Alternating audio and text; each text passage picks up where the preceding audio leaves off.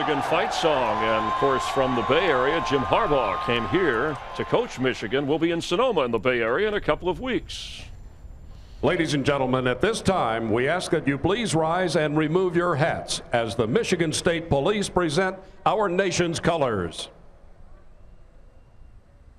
Please remain standing as the president of St. Francis High School in Toledo, Ohio, Father Jeff Rose, offers our invocation. Almighty God, we thank you for today and allowing all of us to come to Michigan International Speedway for another great race. Keep our teams and drivers safe as they compete for us today. And as we celebrate Flag Day, we ask a special blessing on our servicemen and women and their families. And we ask this all with great faith, hope, and love. Amen. In celebration of the United States Army's 240th birthday, here to perform the Star-Spangled Banner, please welcome the U.S. Army Chorus Quartet.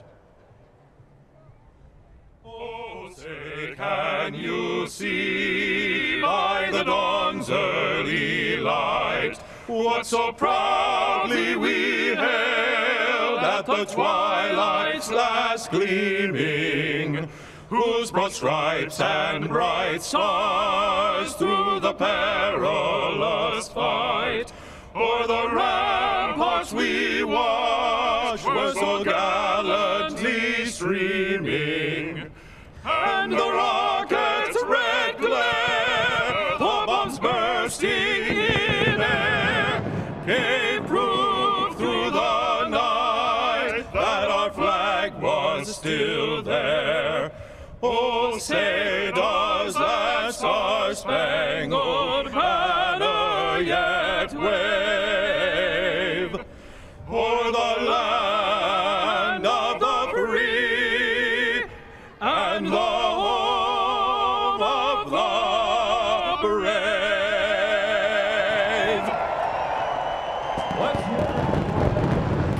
The 15th race of the season. Michigan International Speedway. We're glad you're watching Fox Sports 1.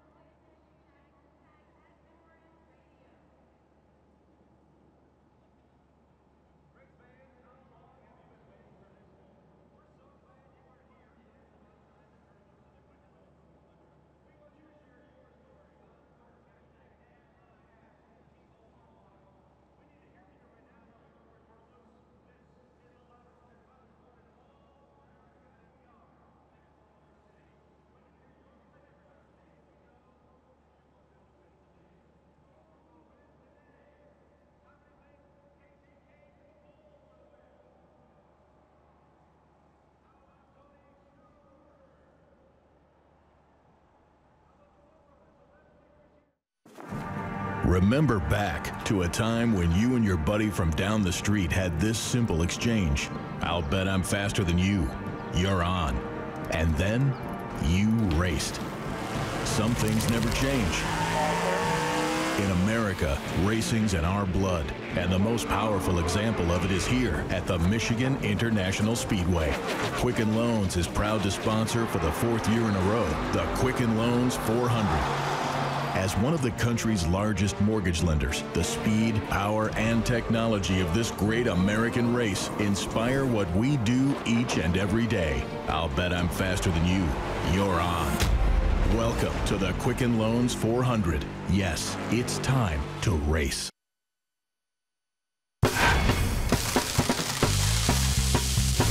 Here we are in Michigan, birthplace of the American automobile. Both Ford and Chevy are headquartered nearby. Michigan also the birthplace of Brad Keselowski, a hometown hero who has yet to win on this track. Last year, this track inspired NASCAR's fastest speed since 1987. Once in June by Kevin Harvick, over 204 miles per hour, and then again in August by Jeff Gordon, over 206 miles per hour. With its wide, sweeping corners and long, freshly paved straightaways, it's no wonder some call Michigan the fastest track in NASCAR. Speed in danger and threatening skies as we get ready to go 400 miles. Jamie McMurray, there's Carter standing by with him. Casey Mears ready to roll as well. And now, for the most famous words in motorsports, please welcome your Grand Marshal, head coach for Michigan State, Mark D'Antonio. Thank you, guys. It's great to be here today. How's everybody doing? These are special times at special places like MIS with special people. So dream big. Drivers, start your engines.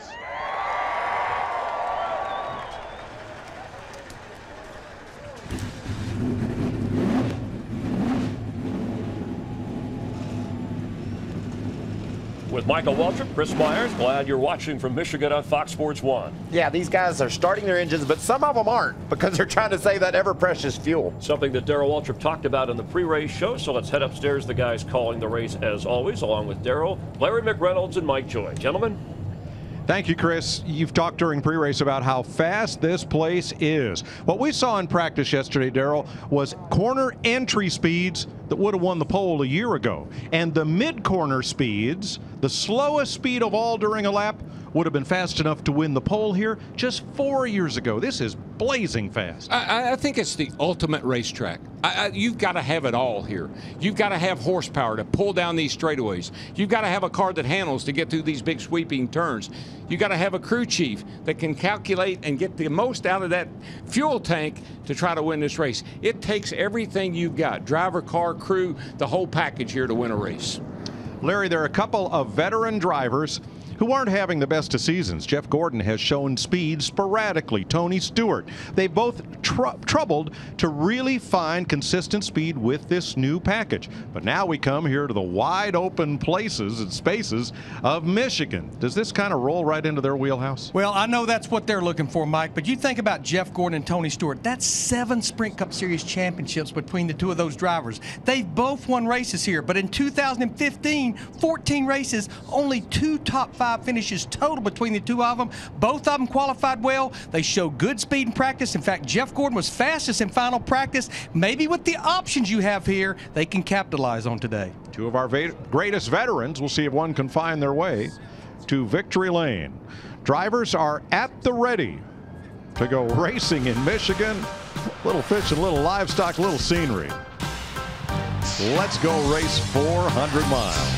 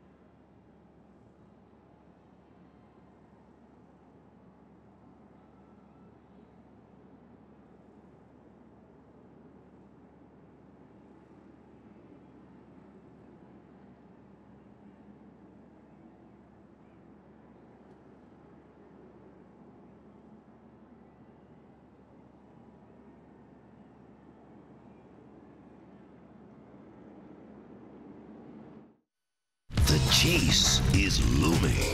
And last week, Martin Truex Jr. became the 10th different winner. Martin Truex Jr. wins Pocono. Good job, boys. Good job. And today, Michigan awaits. It's now or never for some of NASCAR's best.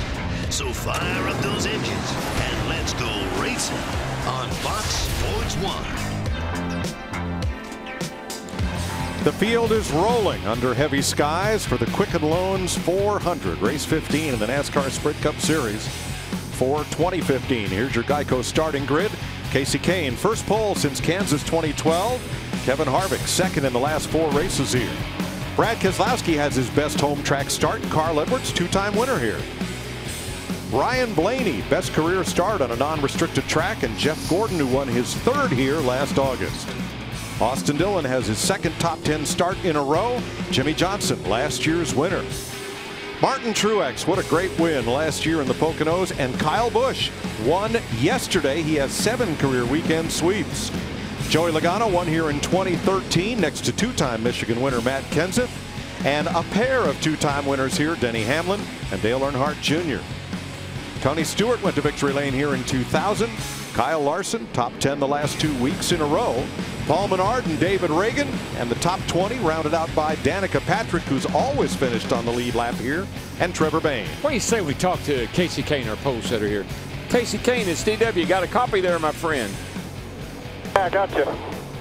Hey, buddy, you and Keith Rodden have really turned the wick up on that 5 car. What are you looking for today, my friend? We've had a good weekend so far. Greg Clip Chevy's been fast. You know, today the track's going to change a lot from this first run until, you know, lap 100 or so. So we'll just be paying attention to that, trying to communicate and make sure we make the right adjustments and keep track position, keep as much track position as possible. All right, buddy, y'all been running a whole lot better. You're on the pole today. This could be a big day for you. Good luck. All right, appreciate it. Thank you. Casey Kane will start his Chevrolet from the pole. Let's go down to pit road for late breaking stories. Jamie Little. It is perfect timing. The track dryers are going by us right now as we speak.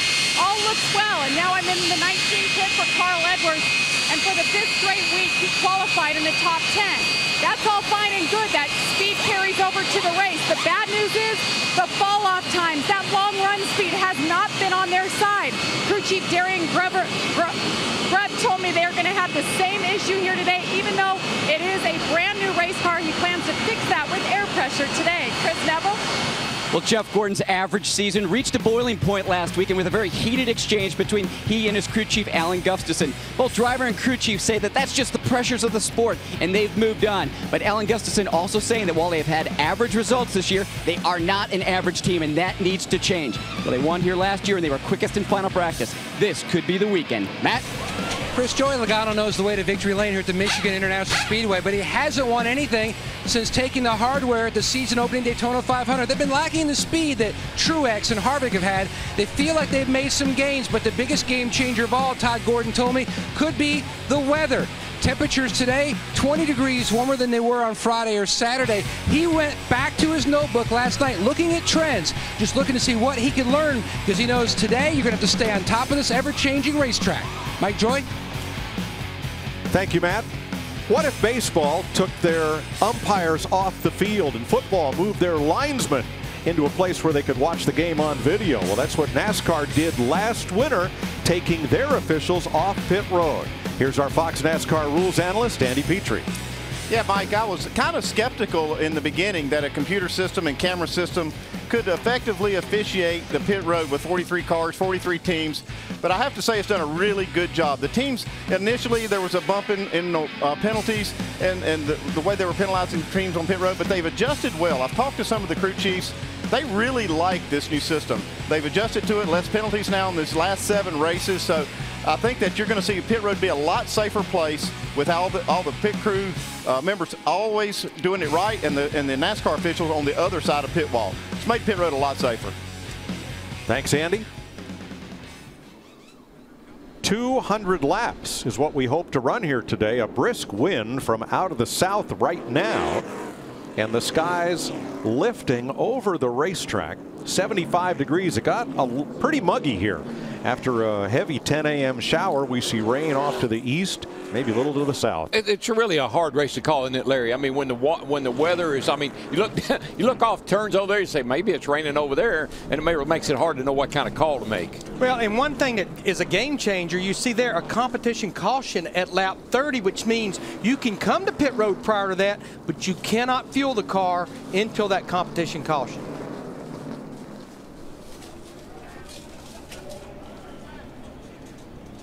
Well, you can see those dark clouds. Woohoo!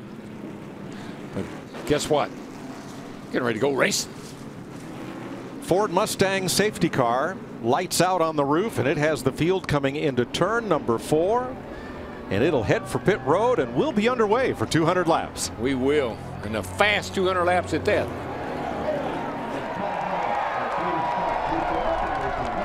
See the flagman holding the field down, honorary starter. Got the flag in the air, green flag's in the air. Buggity, buggity, buggity. Let's go racing, boys, and Danica.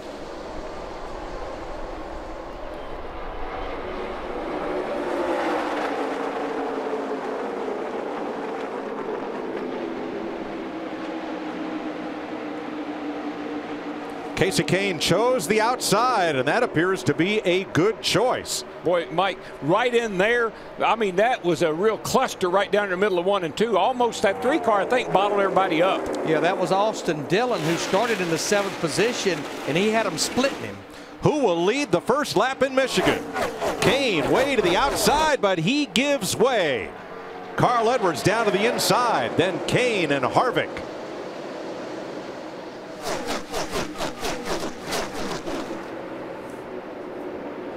Kasey Kahne in the 5 gets such a good run in that second groove. It's a second lap in a row he got that run off of turn 2 onto the back straightaway. I think Carl and Kasey had a bet. I bet you I'll lead the first lap. Now watch Edwards down at the bottom of the racetrack where he took the lead from Kahne on lap 1. Single file this time. Jeff Gordon up to 4th from his 6th place starting spot. Then Keselowski and Ryan Blaney. It looks like Larry rolling the top, getting that nice big run around the top of the track is what really is paying off, particularly for Kasey Kahne right now. Carl right on the bottom, Kasey a little higher up top, gets a nice run off the corner down the straightaway. Well, who got a nice run right there was Martin Truex Jr. in that 78. On the bottom groove, he takes that position away from Kyle Busch. Slow car back straightaway. Bit of action way up against the wall, and that's Alex Bowman. For the lead, Edwards coming right back, puts his Toyota out in front of Kahne Chevrolet once again. Boy, this is good stuff for Carl Edwards. This is the way Carl thinks and feels like he should run every week, and it's good to see him and Darian Grubb up here working together and got something going today. It's good for NASCAR too, Darrell. We've had 3 passes for the lead in the first 3 laps. It's wild. It's that kind of racetrack. Darrell, you talked to Martin Truex Jr. and his crew chief Cole Pearn in the pre-race. We felt like he was going to be fast. He just takes that spot away from Brad Keselowski in the 2. That moves him up to 6th. Truex started in 9th. How fast is it? Into turn 1 with Kevin Harvick. And watch that speedometer hit 207 into the corner. Down to 183 at race pace. Yeah, well, you run off in that corner. I mean, you really don't. In qualifying, some guys didn't even lift. Certainly in the race, got to lift a little bit, but still, those are incredible speeds. You see right there, 205 off into turn 3 for Carl Edwards in that 19. Yeah, a little bit shorter back straightaway there. The back straightaway is only 2,200 feet long, so a big sweeping front straightaway a little longer. Alex Bowman finally made it to pit road. We do not have a caution. At 6 laps, we stay green. Carl Edwards has led at the stripe for 4 of them. Kasey Kahne for 2. That's Dale Earnhardt Jr. on the inside of Jimmy Johnson. 10th place. I really felt like Junior would have a good run today, Mike. This one of his favorite tracks. First win he got for Hendrick was here at Michigan.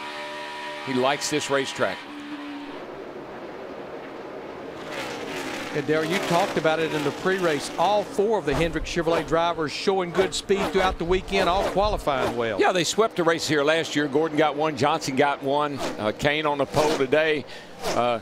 This is a racetrack dyno. That's how they describe this place to me. Kane holds off Harvick going out of turn 2.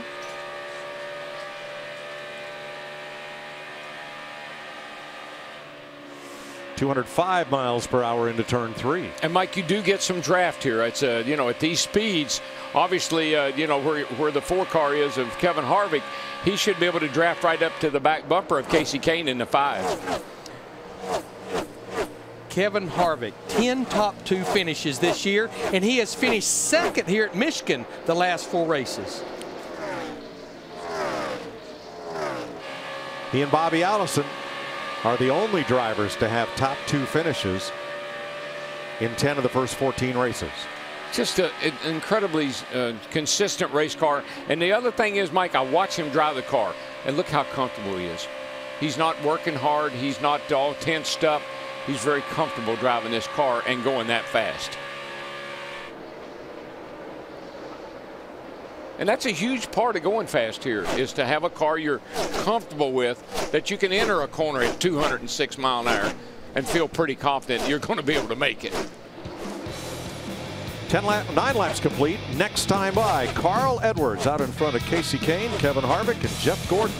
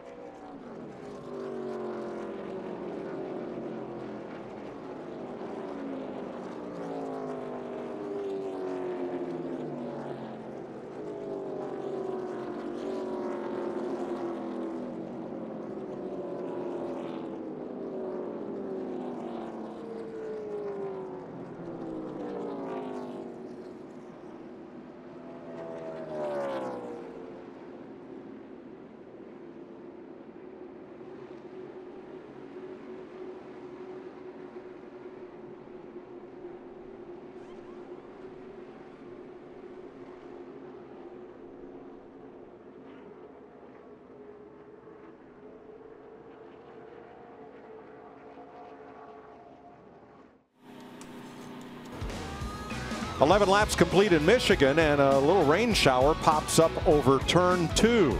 That has put us under the first caution flag of the day.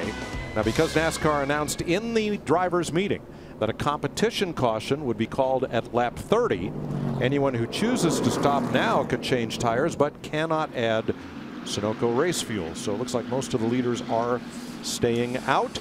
Let's have a look at today's Ford EcoBoost track facts. Since Bill Elliott's win in 1984, Ford Performance has at least one Michigan NASCAR victory in 23 of the next 25 years. Bill Elliott is the only driver to win 4 straight at Michigan, and all in a Ford Thunderbird. Number of drivers from 32nd place on back making pit stops under this caution flag.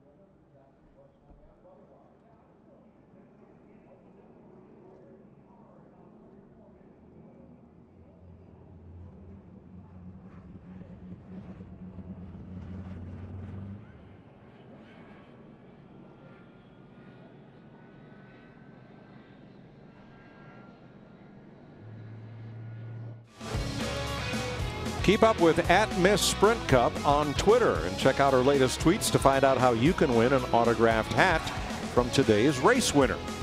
Follow Miss Sprint Cup on Facebook, Twitter, or Instagram for lots of behind-the-scenes access to life inside the Sprint Cup Series. Raining in turn 2, high and dry in turn 4. Maybe we could have a local caution like at Le Mans? No, I don't think so. Under yellow in Michigan.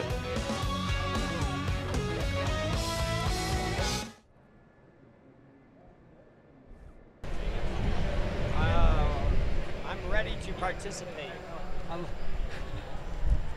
We're talking about your feet sticking to the floor. Man, I am so spoiled over here. No, they take care of you. So spoiled. That'll change when he gets into broadcasting full time. All right, no more of that. No one is wiping your feet over here. Thursday, the greatest golfers in the world converge on the Pacific Northwest. Our coverage of the 115th U.S. Open Championship live from Chambers Bay Golf Course begins at noon Eastern, 9 Pacific on Fox Sports 1. It continues in prime time at 8 o'clock Eastern. That's 5 Pacific on your local Fox station, and also streaming live throughout on Fox Sports Go. We hope you spend your Father's Day weekend with us starting on Thursday through the entire weekend with our U.S. Open coverage. I enjoy a good golf match, Chris. Stop whispering. You're not up for that gig. You got enough going on with broadcasting here. Well, and even that, you're a little shaky. I got to let you know. I know I'm bouncing right on the edge, but it's so much fun to see these fans here having a great time. Where's Andy Petrie? That's a violation, right? Where's our rules official? Tire? Yes, come on. What's he doing during the rain? But how cool is it to see these fans having a great time? This whole event in Michigan, the infield is full of positive vibe, a lot of festivities going on down there, and you can see the fans having a great time in the stands. You know, we saw Jeff Gordon. We talk about speeds so much here at Michael. Gordon, in his first practice, he hit 191, ranged all the way to 208 during a lap in practice. So tell us where we're going to see those speeds and how you think that will play in terms of controlling that for some drivers. I'm really interested in what Kevin Harvick said, and Darrell touched on it. There's no high groove. But yesterday afternoon, Kyle Busch dipped into that high groove and made a pass on Chase Elliott to win that race. So I believe as this race goes on, you're not going to have any choices. You're going to have to start looking around for grip, moving around, and that's what these drivers are so talented at doing. And interesting, Casey Kane saying, I hope we go the 400 miles because he thinks the track will produce different kinds of racing a little bit later. Kane on points would get into the chase standings up to the moment. We have 12 until the chase starts. We've had 10 winners. And as I pointed out in the pre-race show, Michael, I think it's interesting. Last year from this point on, there were only 3 new winners, 3 new drivers. So that left 3 other spots where people had to work their way in with points, or it would if that carries through. I think we're going to have 14 winners this year. So if I'm Eric Almirola and Ryan Newman, those guys at the bottom of the points that are currently locked into the chase, I'd be worried. I believe we get some more winners. That's what they're racing for, to get in, and the engines have been cranked. The drivers are ready to roll, and so are our guys upstairs. Let's rejoin Darrell Waltrip, Larry McReynolds, and Mike Joy. Thanks, Chris. Officially 13 laps complete. That was the last lap as they pulled them down pit road and to the red flag, which was displayed once the last car reached the line up single file down there on pit lane. So ready to go at lap 14. One thing I'm glad of, this happened in the past, when you cover up a hot race car, you put the car cover over a hot race car. With the electronics these cars have in a day, and even the radios, I've had all that moisture collect inside the car and play havoc with some of the wiring. And I think with the ECU unit that the car is controlled by, it could have an effect. But they didn't cover the cars up, so I feel good about that. Well, the Air Titans, 16 of them, along with the 4 jet dryers and 2 sweepers in just 38 minutes, got this track fully dry and ready to race. Let's see what Carl Edwards' take is here. Hey, Carl Edwards, it's DW. You got a copy, my friend? Loud, clear, DW. How you doing? Hey, brother, you're doing pretty good yourself, leading this thing around here. How's this rain going to affect the racetrack, you reckon? I hope it's just like the last time we started. You know, hopefully it cleaned it off a little bit because this Aris Toyota runs pretty well like that. You know, I was kind of wondering if they had in their hearts to call it after 13 laps. I thought it'd been a really good race, and maybe we could just finish there, but we'll go racing. Hey, buddy, those kind of ideas, they're not going to listen to those kind of ideas. I've tried them myself. But your car looks fast, and is there something special about this car for this weekend? No, not really. Everybody at the shop's just been working really hard. and our cars have been better as a group. You know, every week they're faster in practice, they're faster in qualifying. Everybody at TRD has been working hard on the engines. I mean, this is the whole package, and we're hoping that we continue this and just keep getting better and better, preparing for the chase. All right, buddy. Thanks for talking to us. Good luck, and keep it up. All right, man. Thanks a lot. Field begins to roll off pit road. We are back under yellow with 13 laps complete in Michigan. Carl Edwards, Casey Kane, Kevin Harvick, Jeff Gordon in front of the field.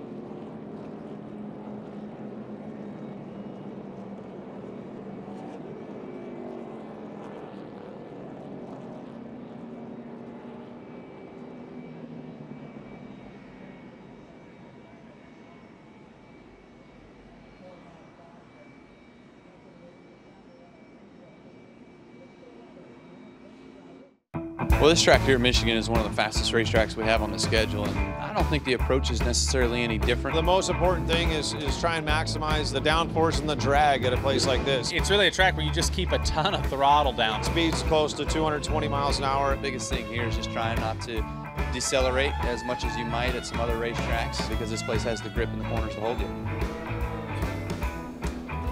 The wide open places, Michigan International Speedway. Here's your Quicken Loans race summary.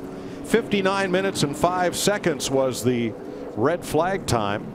Carl Edwards has led 12 of 13 laps. Two single car teams in the top 10, the Wood Brothers and Barney Visser's Furniture Row team. Look how wide this racetrack is. The corners, 61 feet of racing room from the apron to the safer barrier.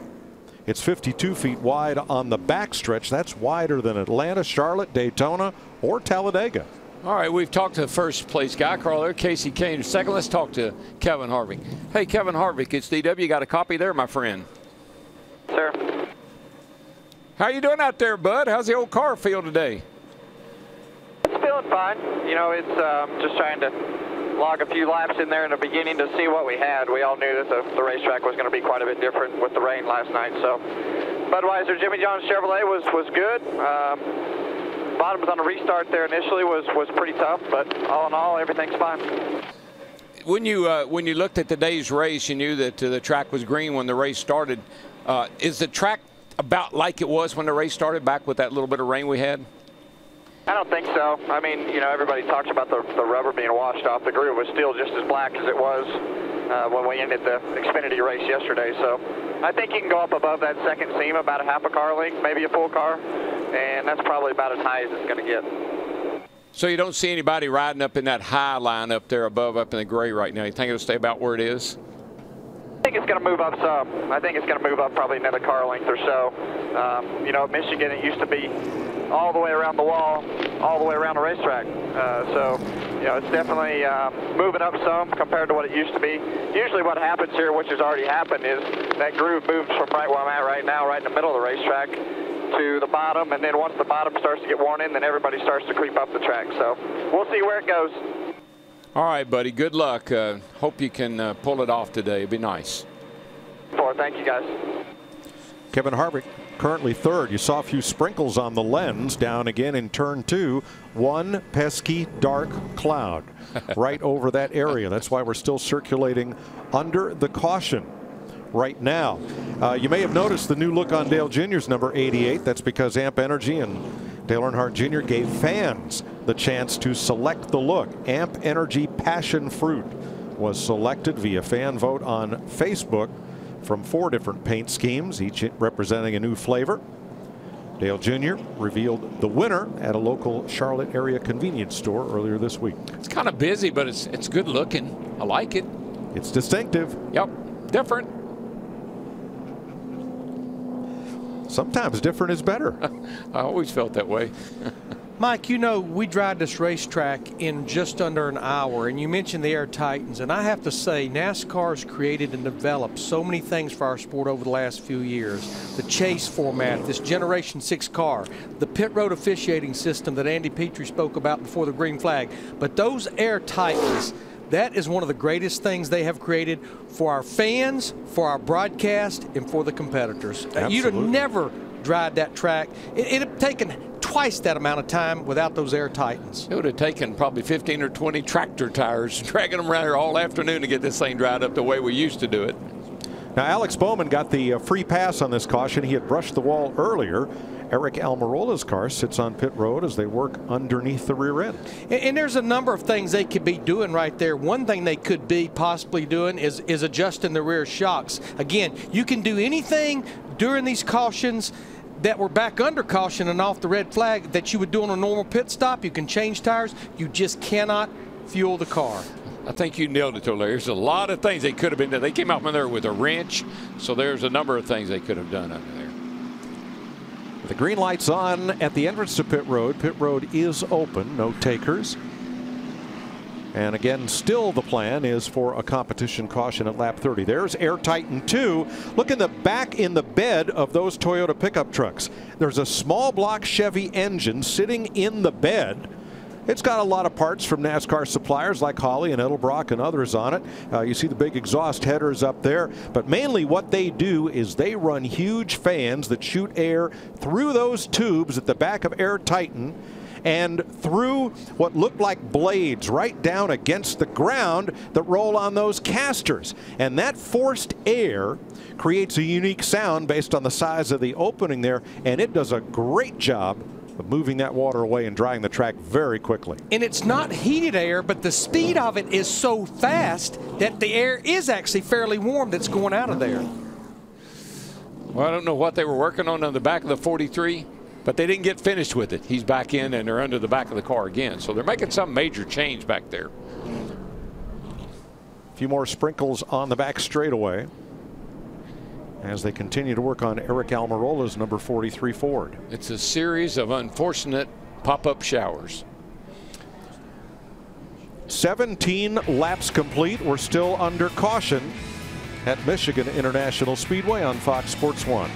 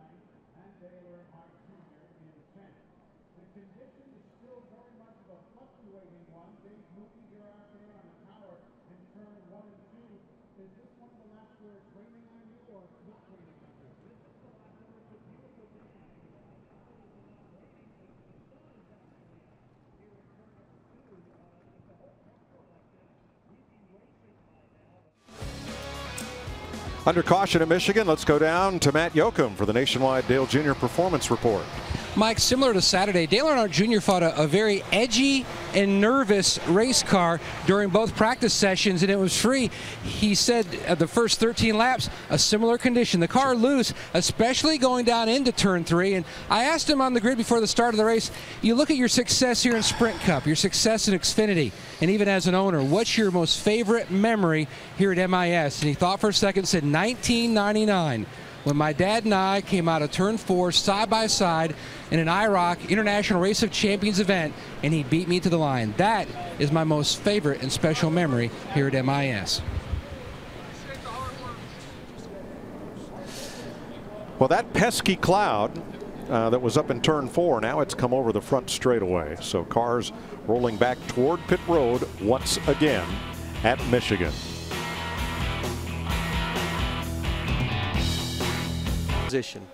Was it Mark Twain who said everybody talks about the weather, nobody does anything about it, including the 2-car? I see this huge black cloud in front of me. I don't know what that means, but I don't think it's good. Do you know why darker clouds have rain compared to the whiter clouds? I don't, Joey. Whiter clouds mean there's no water in there, so you have more light reflection. The darker clouds have less light reflection because they have water. Well, what's in a white cloud then? Water, but less water than that black cloud. Now that is Joey Meyer, who is not only Brad Keselowski's spotter, he's also his pilot. And if you want to know what the weather is going to do, call Flight Services and give them your tail number. And that's what NASCAR did for years before we had all of these apps, was check with them at the airport. I see another animation coming. Yeah. But I did learn something I did not know right there, so that was good. Artie Kemner says between bites that is a cumulonimbus cloud. And that's about, they can go to 50,000 feet. Very interesting. Rain, all the same, right? Don't care what color it is or how high it goes, just stay away from us. Yeah. If we look, we can't get the vortex working because we got to get it spooled up. We haven't been able to get it spooled up yet. We haven't run enough laps. I think we're going to get some laps in now, though. Let's spool it up. Yes, sir. Checking to make sure all of the drivers are ready, and then they will roll the field off from pit road once again. We have 19 laps completed. Still under the red flag. A lot of cool car guy things to do here in Michigan. There's the Woodward Dream Cruise down Woodward Avenue every August. There's the Henry Ford Museum and Greenfield Village, which was Henry Ford's dream of having people come and get a look at the progress of American life as the caution flag is now displayed. My son Scott and I went there Thursday, and through a 16-year-old's eyes, it was so cool to stand right in the shop, relocated from Dayton, Ohio, where Orville and Wilbur Wright designed and built their first airplane. Wow. Little did they know what the future held. My goodness. We know what the future holds here in Michigan.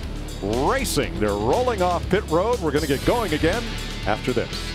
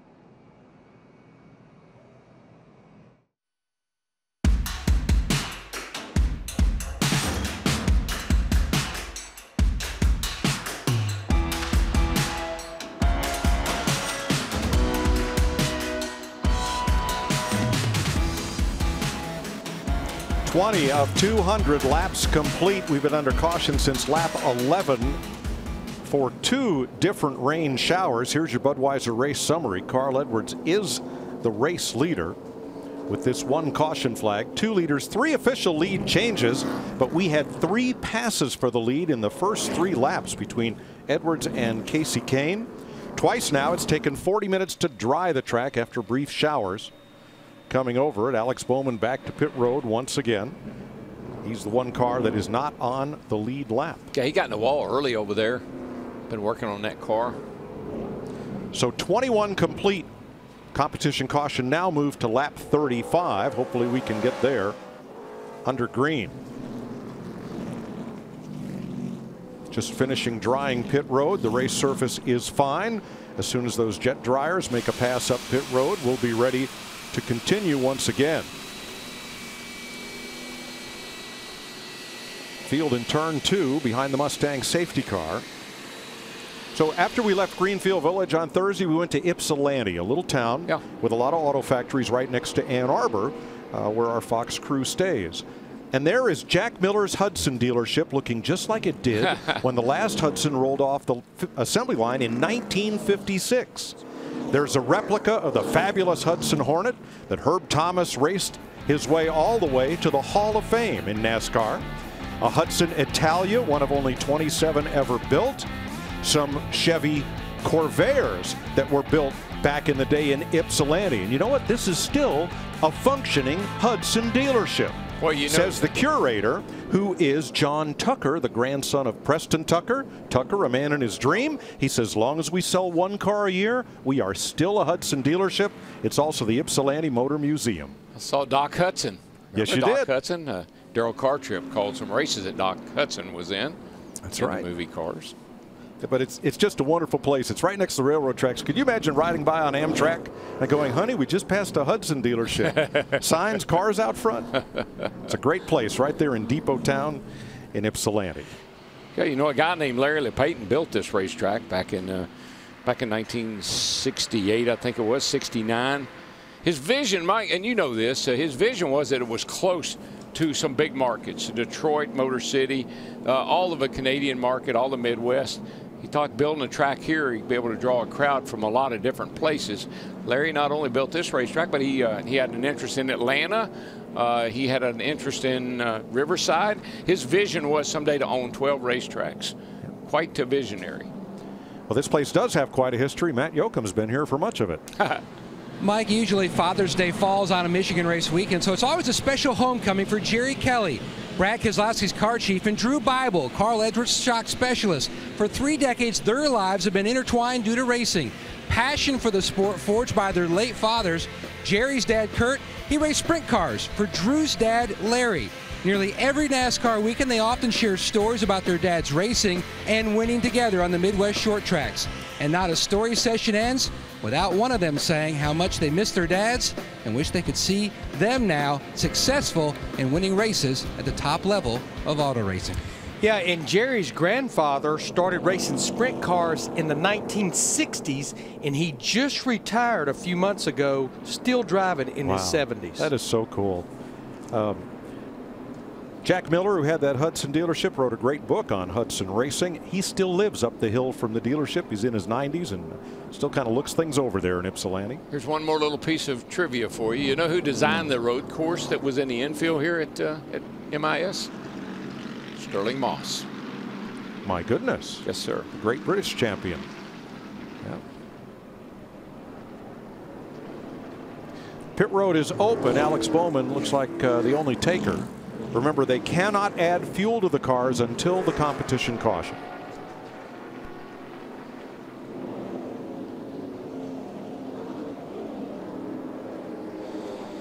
You know, we had a chance to talk to Ryan Blaney during one of those red flags, but this car, Ryan in 21, he's making his very first Sprint Cup Series start here at Michigan, driving for the Wood Brothers. This car has had speed ever since they unloaded it on Friday morning. And I was impressed. And we were talking during the red flags that, yeah, he sat up there and he qualified in the 5th position, but he has maintained that position. He was not intimidated at the start of the race. There you see the pit box for the Wood brothers. 86 consecutive Sprint Cup races at Michigan, and they have been to victory lane 11 times here with a number of different drivers. Yeah, the crew chief, Jeremy Bolins. Bolins, he's a smart guy, and he came from the Xfinity Series, and he's really stepped up this program, and it's a chance. I know they've been talking about Roger Penske and all of them about this car running all the races next year if they can find the funding, and I would love to see that. That would be great to see them on the circuit full time.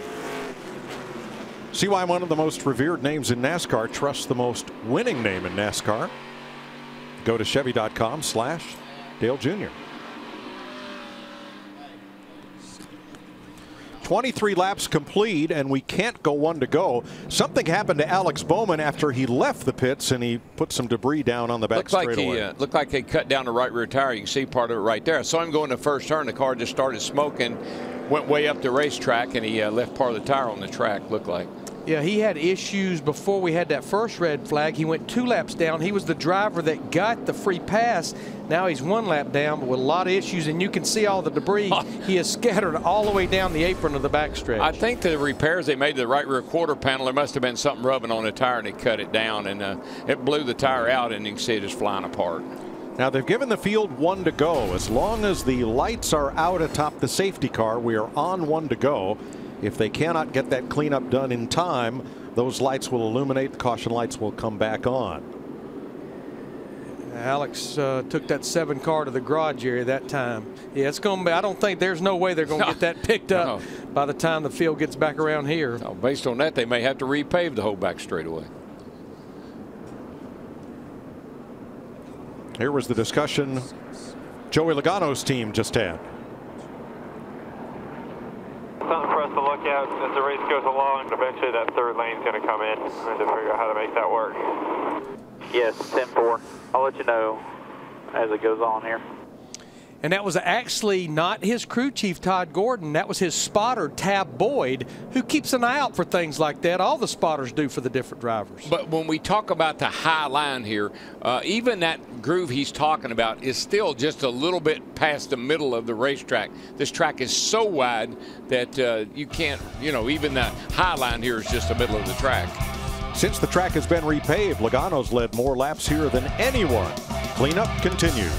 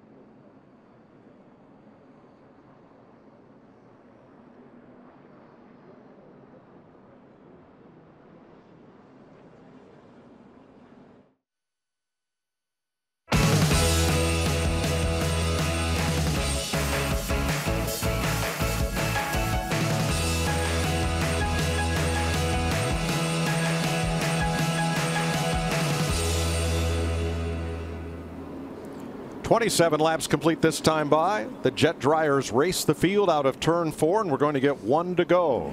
The Quicken Loans 400. Each week, look for the race day Advance Auto Parts Driver Spotlight. Today, race day caught up with Kyle Busch, driver the number 18. 1 to go. Jamie Little. Well, Mike, the track is dry, but pit road is not dry. A lot of water out there. Darian, what are your concerns, if any, for this competition caution? The biggest thing is pit road's still wet. It's not the same for everybody because some guys have water in front of their pit and some don't. So we'll just have to tiptoe a little bit. And more rain's coming. We want to make sure we get as many laps in as we can, try to stay up front. All right, competition caution. Lap 40 now, Mike. Thank you, Jamie. Yes, NASCAR has advanced the timing of the caution another 5 laps to give the teams enough green flag laps to get a sense of tire wear and adjustments needed. 27 complete. Competition yellow scheduled for 40. So hopefully 12 laps of green flag racing before that happens.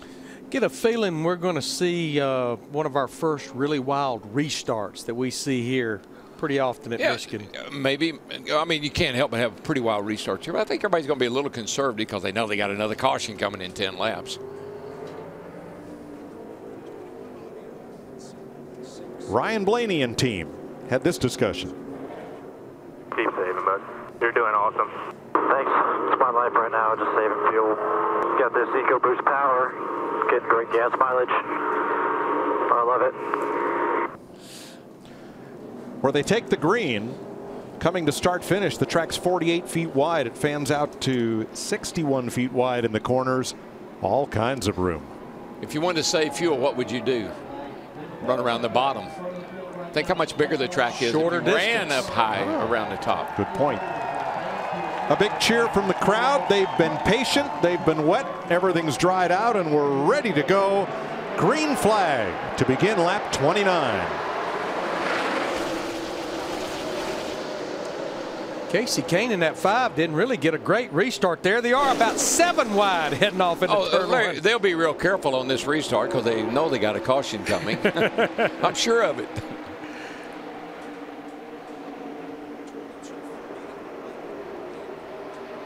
Logano, Johnson, and maybe Hamlin all made contact on that restart. Yeah, well, they're going to need a caution to get the sheet metal pulled off the tires the way they're going. Behind Carl Edwards, the fight is for second. Kane, Truex, Harvick, Gordon.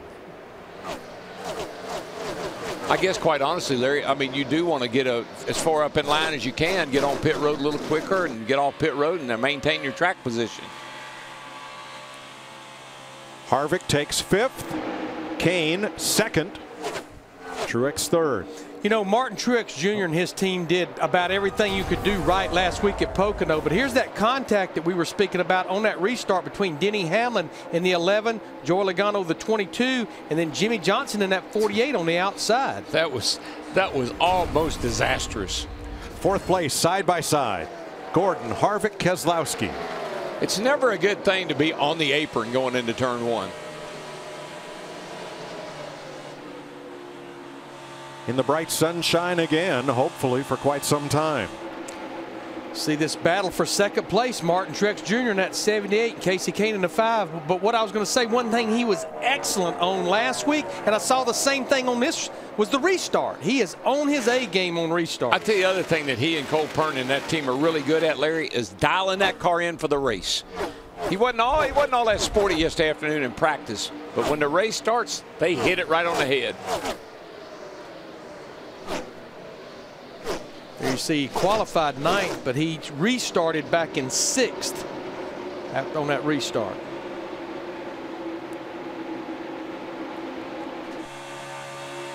Of the drivers who pitted from 32nd on back, looks like Ryan Newman's made the most gains.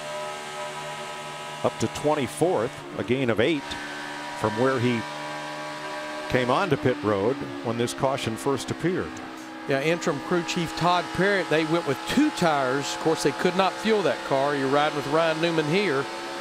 Restarted back in 34th up to 24th. I don't think tires, what we saw in practice and qualifying even, that tires are worth a whole lot, but you're only looking for a little bit. So that could be a little advantage that would move him up in line here a little bit before we get that mandatory caution.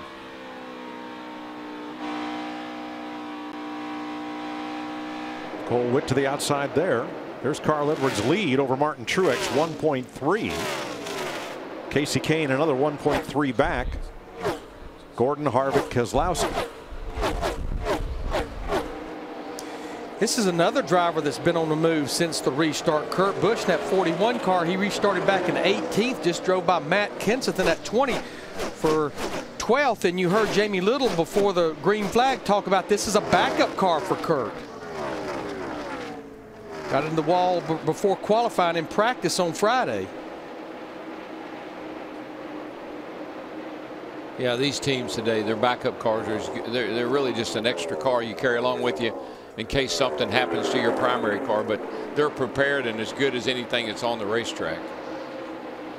Ty Dillon, he's on the move. He just drove by Denny Hamlin in that 11, Ty, that 33 car.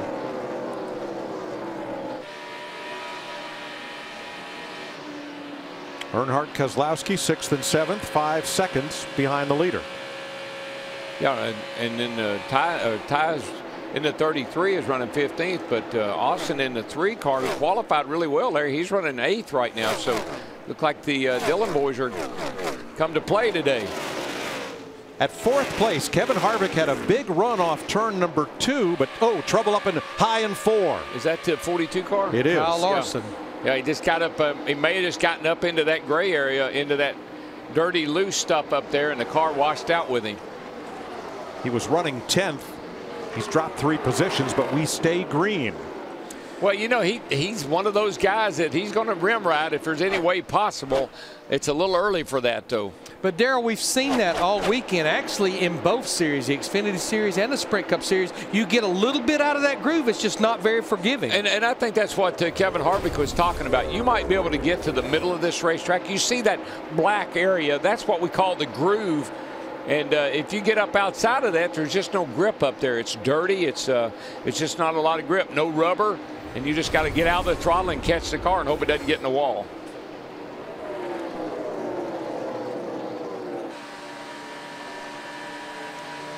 Ryan Newman, Trevor Bayne. Newman's picked up another couple of spots, up to 22nd after restarting 34th.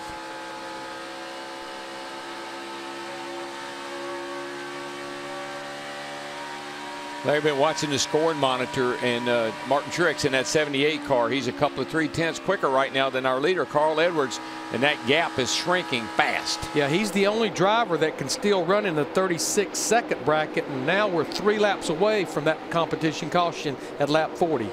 Yeah, Martin's really closed that gap. Carl Edwards in at 19 had a pretty big lead, but then Martin has been able to really cut into it big time. 10th place, Ryan Blaney under fire from Kurt Busch, who makes the pass, or does he? Jamie? Well, Darrell, to your point about the 41's backup car, Tony Gibson is crew chief. This is the first time they've gone to a backup car since they've been working together. And he told me that every week, at least one day of the week, is dedicated to preparing the backup car just in case something happens. You want it to be as close to the primary as possible. They told me this car is good. It's not great. And right now, Kurt's saying that the onboard track bar is helping and the car is getting better. And Darrell, we talked about that during the red flag. I don't believe I can ever remember hearing the drivers working that adjustable track bar that we showed you from the Hollywood Hotel when Brad Keselowski was in there so much in the early part of the race. Well, you got time here, Larry. You know, the turns are big, but the straightaways are pretty long. You got enough time that you can make an adjustment, run the next corner and see if that was the way to go or not. Adjust it and try the next corner. You got time to play with it here more than some tracks we go to. Toyota's on the move. You saw Matt Kenseth take over 10th place from Kurt Busch. Going for 8th is Kyle Busch against Austin Dillon's Chevrolet. Well, I talked to Kyle last night, and he said, everything's going great. I couldn't be happier. I got to get a win. That's going to be the key for him making the chase, if he can get that win. And Darrell, I have to believe that win in the Xfinity Series did something for confidence. And you can see right there, he has to get the win and a top 30 finish. Now, he made up 17 points with that top 10 finish at Pocono. If you look at the fact that we have the 14 races to go or 12 races to go, he just needs to make up 13 points a race, but get that win. Gets that win, that'll be a big chunk of those points. And what he does not need, he needs a win, obviously, but he does not need any more DNFs. They had a couple of mulligans, and they've used them. They can't have any more DNFs. And caution is out. This is the competition caution as the field cycles through lap 40. I still believe every driver will be on pit road to get Sunoco fuel, but I think we're going to see a lot of two-tire stops. And with this many drivers on the lead lap, we actually saw it in the Xfinity Series race yesterday. You have drivers pulling out of their pit box, others getting in. It's going to get pretty congested on pit road. No more laps than we run under green. I'm not so sure I just want any tires, because these tires are pretty darn good, and they haven't given up a whole lot. To Larry's point, there's one car in the garage area, Alex Bowman, but all the other 42 cars are on the lead lap. Let's listen to Kyle Busch's team. Horrible in their wake. Worst I've ever felt this year.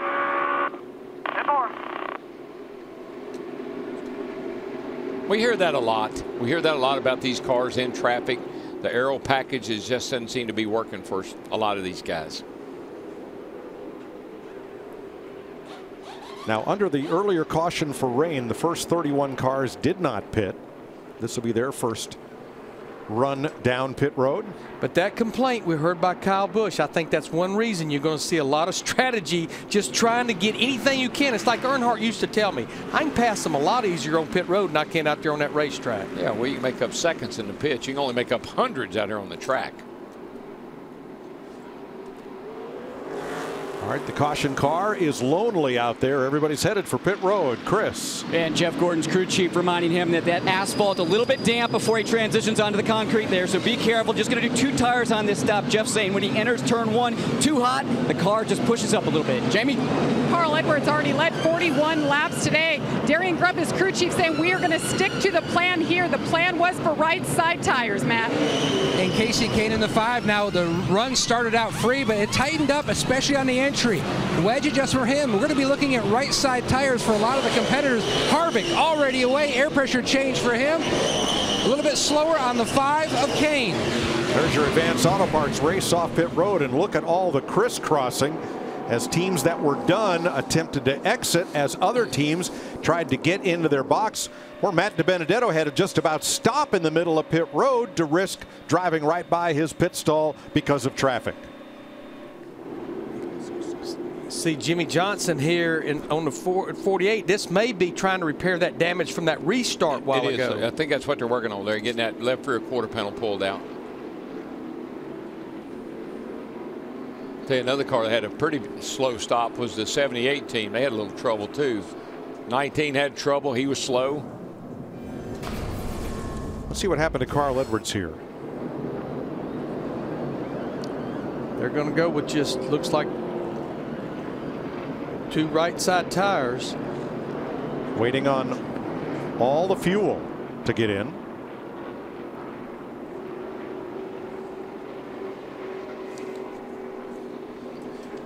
But what really paid off for Kevin Harvick in that 4 car, qualifying second, he's got the next to the last pit box leaving.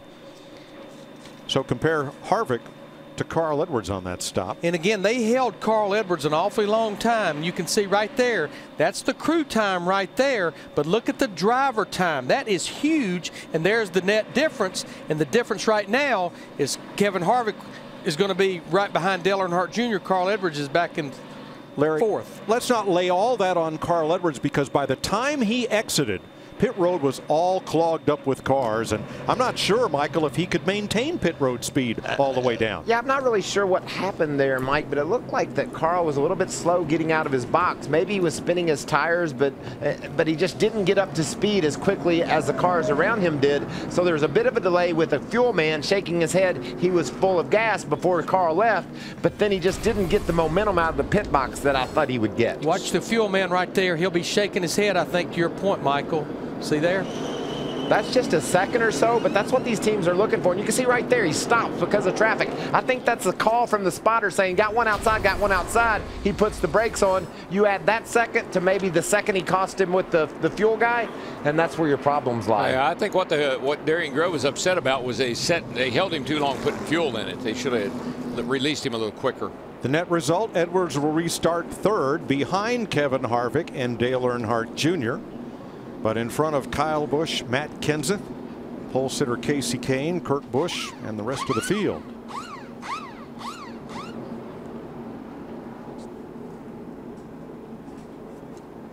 Going to add one more lap of caution here.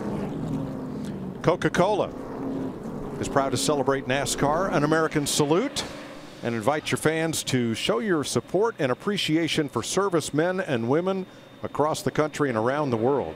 Use the hashtag #ShareASalute and thank service members on social media now through July 5th. Coca-Cola NASCAR will donate $1 for each tweet to the USO.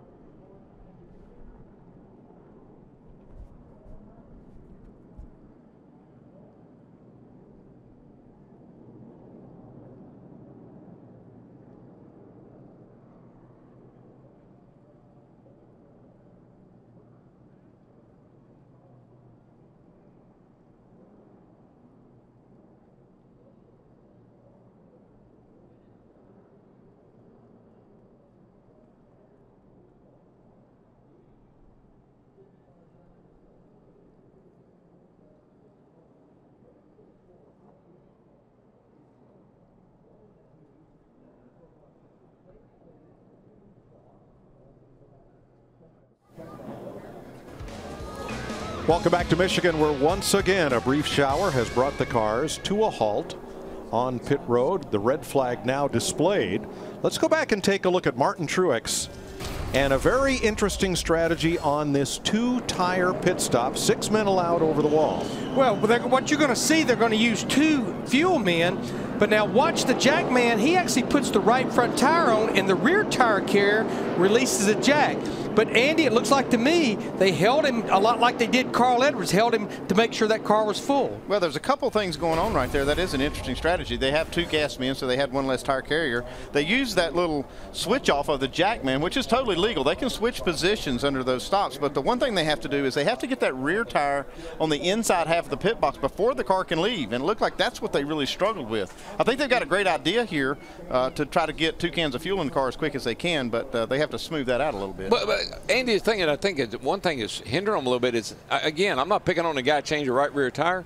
You think back to last week, he had that air hose that was way out in the racetrack, and when the cars took off, when the cars hung it and tripped a couple of guys, today had that thing way out there. It's real long, and I think he got tripped up on that air hose again today. Well, there's no rule against how long those hoses can be, but they do need to try to pay attention to that because it was a problem last week and it caused them a problem today. Well, I don't want my air hose going all the way to Jackson, for heaven's sake. Ryan Newman and Martin Truex Jr. looking at something on the nose of Martin's 78 car.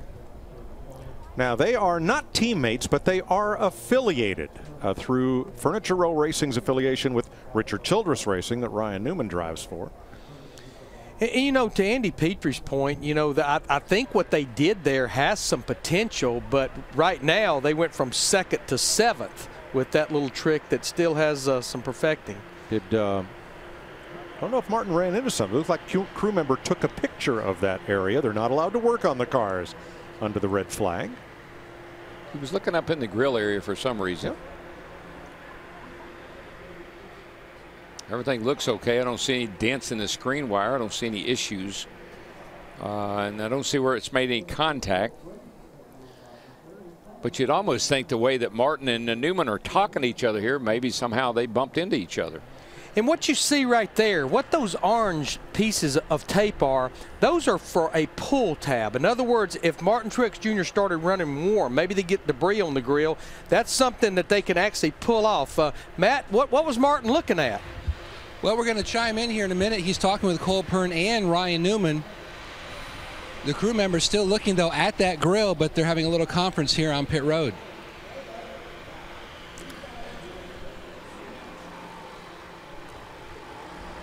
All right, we'll get back to that when it breaks up. I don't see any fluid coming out of the car anywhere. It looks like I don't see a problem there. So there's something these guys are concerned about. We'll get to it, but first, Jamie Little. And Jimmy Johnson, we showed them working on the car there on that pit stop. What happened on the restart there, Jimmy?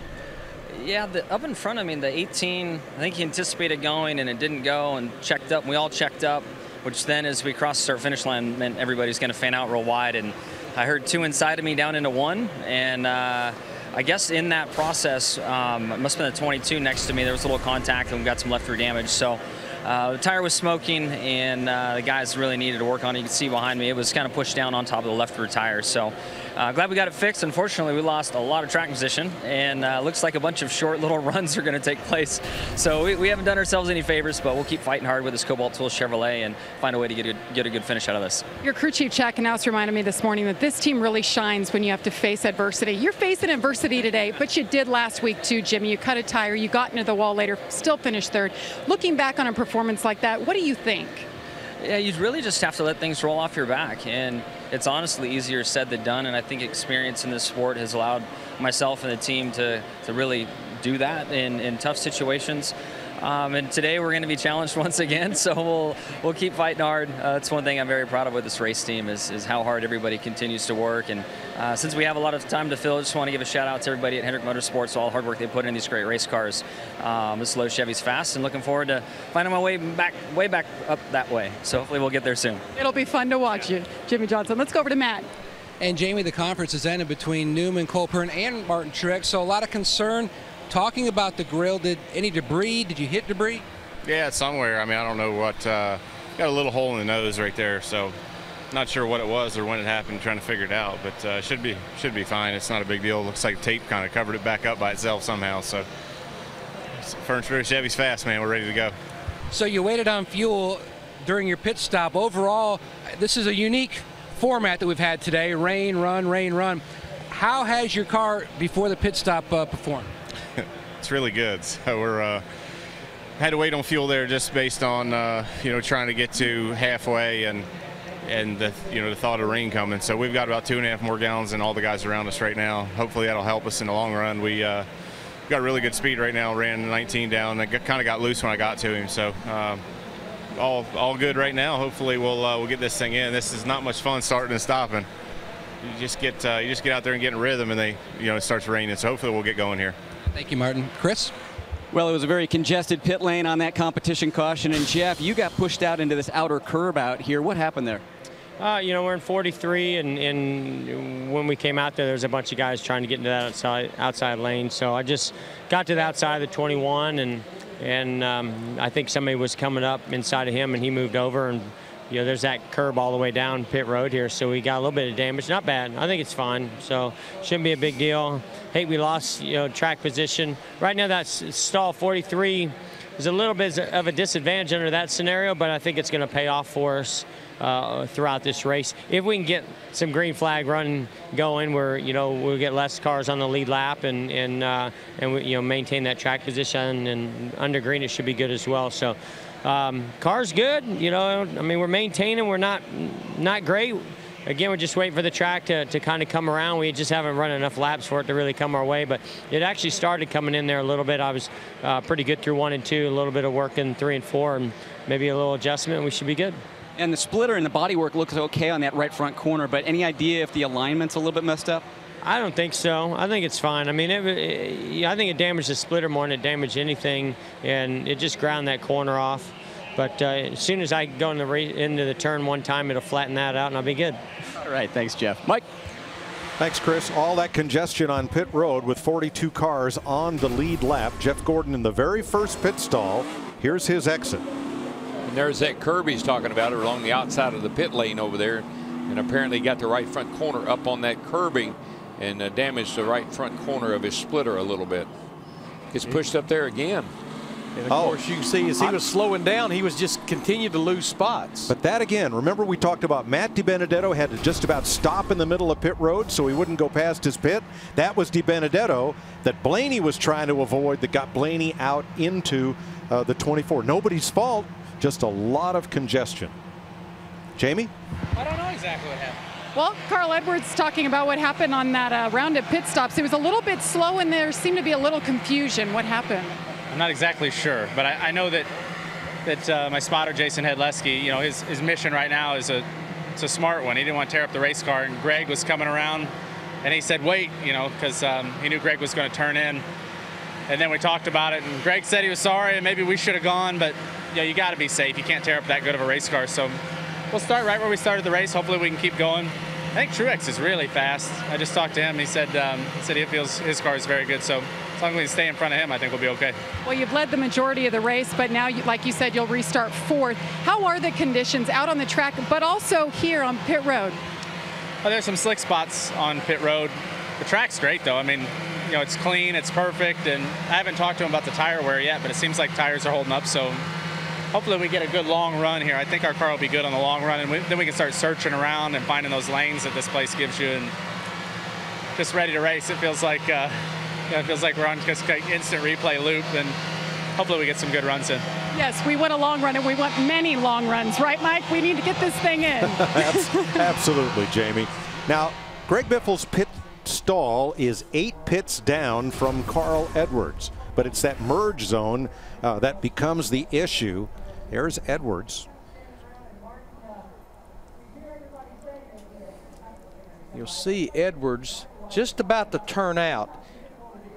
And there's Greg Biffle in the yellow car. That's Greg right there. But you know what? Losing 2 or 3 spots on that pit stop this early in the race beats the alternative. See, I mean, I think that's heads up. He talked about the spotter, gave him a, you know, there's a car on your outside, that's heads up. Don't tear the car up on pit road, for heaven's sake. Let's check with Chris. Well, and Kyle Larson taking a look at his car down here. And Kyle, before that round of pit stops there, you had a moment down in 3 and 4. What was going on down there? Oh, it's really hard to pass, and I was just trying to move up and find some clean air and try something. And it took it pretty easy, but I got really loose. So kind of frustrating. The whole day's been frustrating with rain and sunshine and rain for a quick second. And so I think we're all just ready to go. I just wish Mother Nature would cooperate. Yeah, you've got your hands full because the car a little bit tight down in 1 and 2, and then obviously really loose down in 3 and 4. How do you fight to get that balance so at least you get some consistency?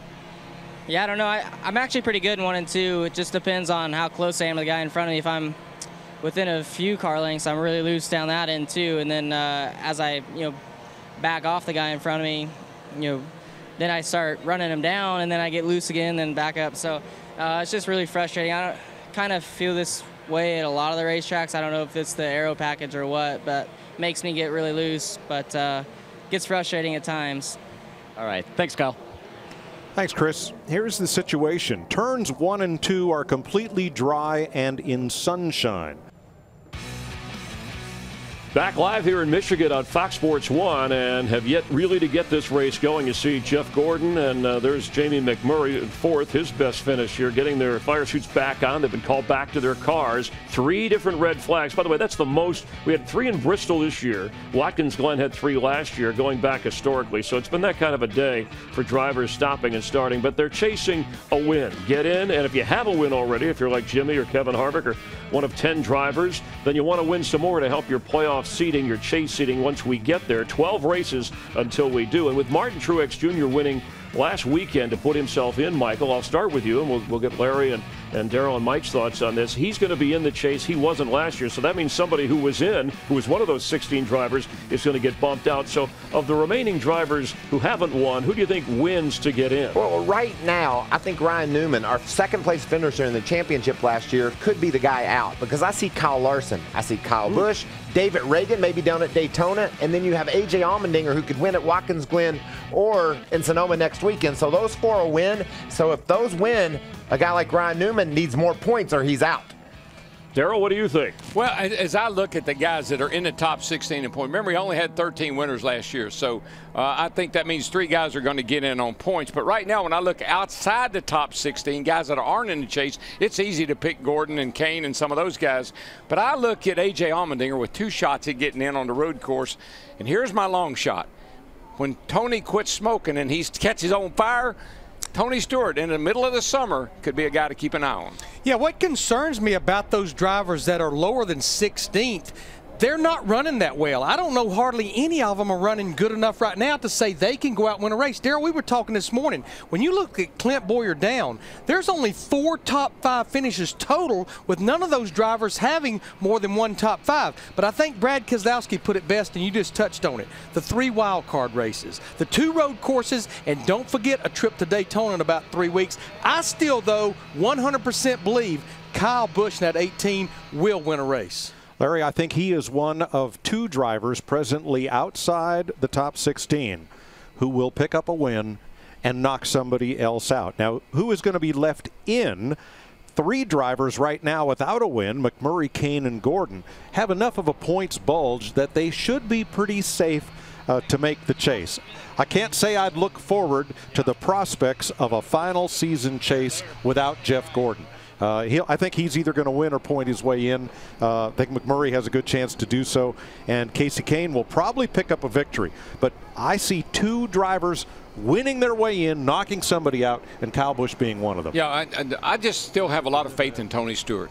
I mean, it's going to have to come to the end of the regular season and him not being a chase, or he doesn't have a win, before I'll believe that he can't make it by winning a race somewhere.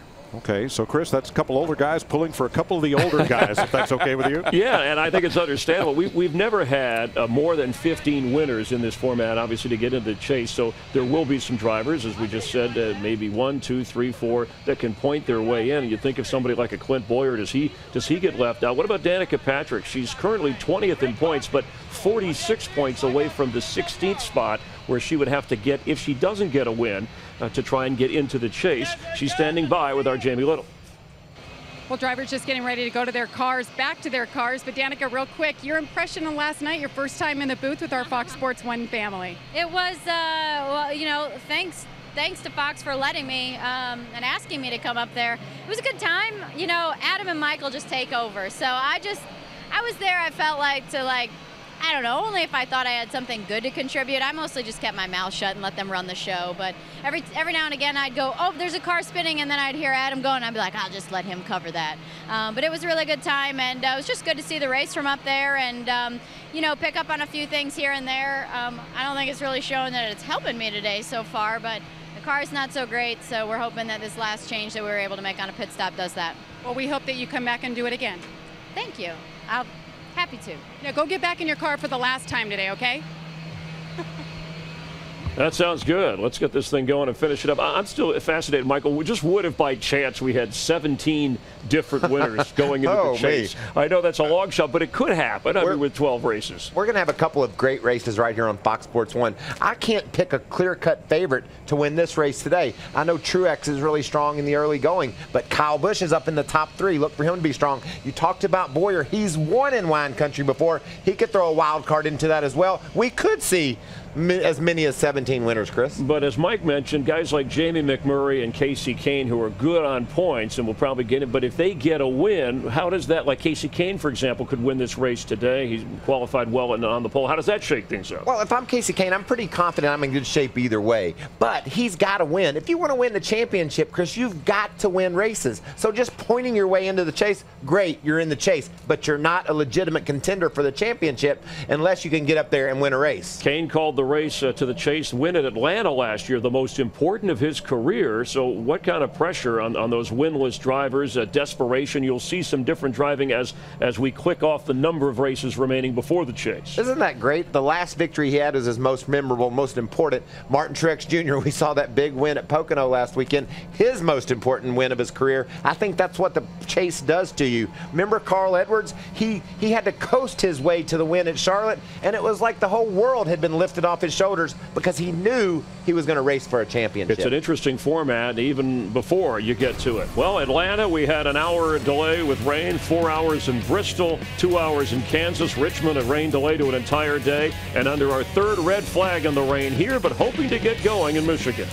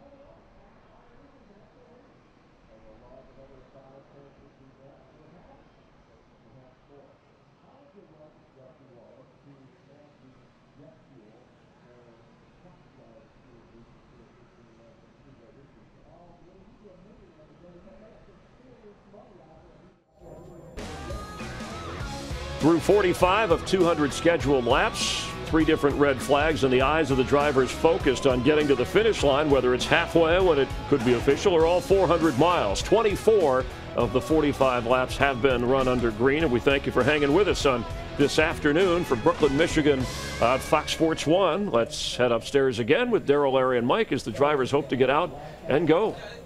Thanks, Chris. Most blue sky that we have seen all day as the clouds continue to push through. Cambridge Junction, Michigan, south of Brooklyn. Still a couple of jet dryers at work in turn 3 as they have fired the engines once again. This reminds me of a one-day show. When we used to go to the racetrack, run some heat races, like we've run a few heat races, and now we're getting ready to run the feature. Mike, when I look at our top 5 right now, what 4 of those drivers have in common, and we were discussing this during the red flag, they all are pitting toward the exit of pit road. In particular, Dale Earnhardt Jr. in that 88 and Kyle Busch in the 18, their crews had great stop, but I think because pit road was so congested, those 2 drivers, along with Kevin Harvick and Casey Kane, they had a good run off of pit road and didn't have to fight all that traffic like drivers like Carl Edwards and Martin Truex Jr. I think I heard somebody say, get the race going, get things spread out a little bit, get pit road cleared up a little bit, because it is hindering us right now. As the race goes on and you start to come in, the cars are spread out a little bit more. I think that'll help guys that are on the backside of the pit road over here. And one of those somebodies was Jeff Gordon, who has pit stall 43 right at the entrance to pit road. Several of you on Twitter have been querying whether or not the Air Titan can receive the bonus point for leading the most laps today. I'd say he's got a good shot at it. I know he's getting tired. So, man, I've been working hard today. That's what I'm talking about.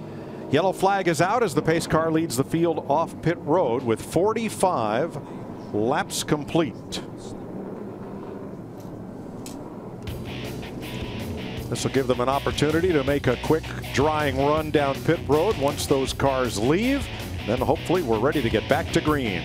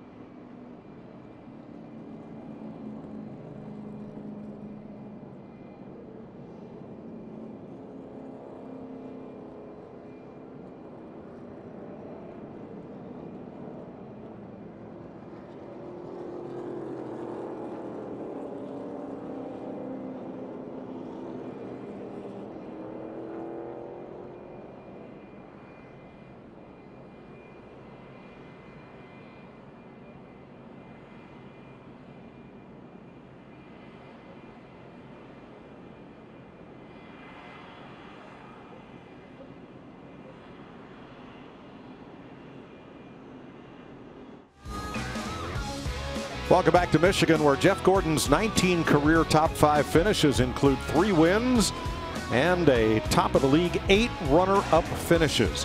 Now Sprint will cut your rate plan in half. Go to sprint.com/half price or a Sprint store. Bring your Verizon or AT&T wireless bill and your phone, and they'll cut your rate plan. 46 laps complete, 154 to go. Among the many thank yous that Jeff Gordon has received at the speedways we've visited for what has been an incredible Hall of Fame career. Phoenix announced they're going to change the name of the speedway to Jeff Gordon Speedway when the guys go out there in November. Which will be the next to the last race of 2015. Well, let's check in on his teammate and get a nationwide performance update on Dale Earnhardt Jr. Mike, this is going to be an important run for Dale Jr. now. In the previous short run, the car was tight, especially on exit. He was chattering that right front. Great pit work. They took on right side tires, and they did adjust the chassis.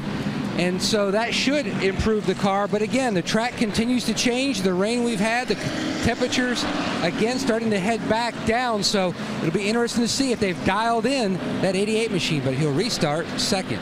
I don't know how you dial a car in right now, because you dial it in, then you dial it out, then you dial it in, and it might be dialed out again. But I just remember what Brad Keselowski said when he was in the Hollywood Hotel. He said, I was watching that 88 car of Dale Earnhardt Jr. Looked like he was fast. He likes this racetrack. It's one of his favorites. And Hendrick swept this place last year. They won. Jimmy Johnson, Jeff Gordon. Kane was on the pole. Things are looking good. 43 cars started. Alex Bowman got into the wall, then had further damage. He's in the garage. But the other 42 cars are all on the lead lap with 47 complete. 153 to go. They'll get 1 to go next time by. Just saw Ryan Newman in that 31 running in 11th position right now with Greg Biffle. You can see him cutting the engine off, already thinking about trying to save fuel. I think now, Mike, you proposed a question to me earlier. I think these guys are starting to think about halfway, which right now is essentially 53 laps away from now. But back to Ryan Newman. I think about Todd Parrott bringing him in on that first caution and putting 2 tires on. And they had a really good pit stop a while ago, and he was all the way back outside the top 35, and now he's sitting there in 11th position. Could be good strategy. We'll see how it plays out. Yeah, I think, matter of fact, Larry, you talk about Todd Parrott. I think he's done an outstanding job filling in here as a substitute crew chief while Luke Lambert is on probation. Join NASCAR and use the hashtag NASCAR Salutes, or visit NASCAR.com/salute. Honoring our veterans and active military members.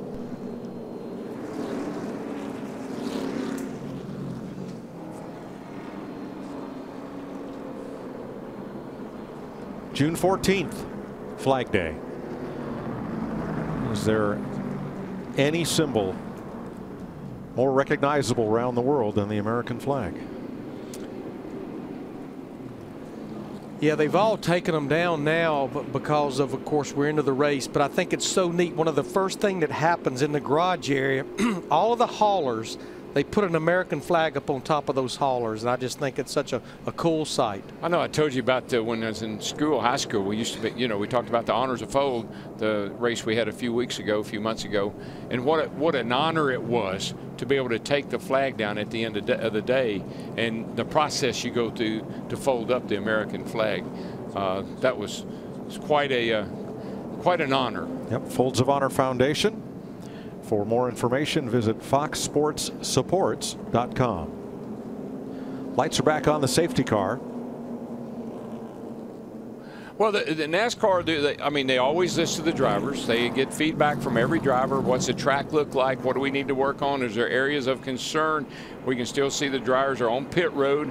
You heard Darian Grubb mention a while ago that some pits are dry, some are wet. That's a little unfair. So I think they're trying to just balance this thing out.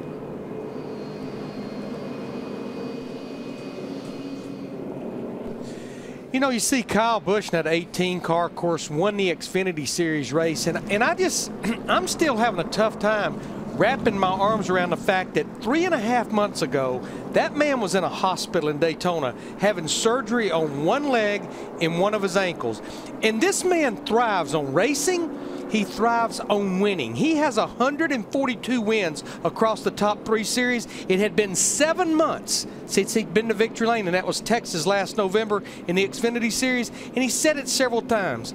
During my recovery, the thing that hurt the most, the thing I missed the most, was raising a trophy above my head in victory lane, and he got to do that yesterday. Well, he's an exceptional talent, Larry. We know that. I mean, that 54 car, I mean, have they won a race since he's been out of it?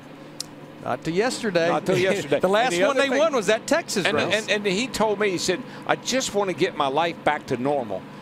And he got it back to normal yesterday. Got back to doing what he loves to do. And I've said this all along. I've been there. I've done that. Athletes, when you give them a target, if you say I'm going to be back in that car at Charlotte in May, he will work his butt off to be ready to get back in that car in May. One thing changes for him next Sunday. He'll be celebrating his first Father's Day with his son. That's huge. It was so cool to see Samantha and little baby Bush in the victory circle yesterday. Well, the jet dryers are scurrying for cover. We should get one to go here at the start-finish line. Now, Jimmy Johnson came in and topped off fuel. Why not? At the back of the field, I mean. Now, pit road was not open, so he has to start at the tail end of the longest line, so he'll go from 42nd to 42nd. 42nd. 42nd. I'm just saying. Yeah. Yeah, I mean, we're seeing a few others on pit road right now. We're seeing Mike Bliss, Ricky Stenhouse Jr., Matt DiBenedetto, Josh Wise, just taking advantage. You're at the back anyhow. Yeah, but that's how you overcome. If you got a bad situation here, you're trying to overcome it. You got to figure out, how can I get an advantage here? How can I take this bad situation? You heard Jimmy say it. We take bad situations and we try to turn them into good situations. That's a start.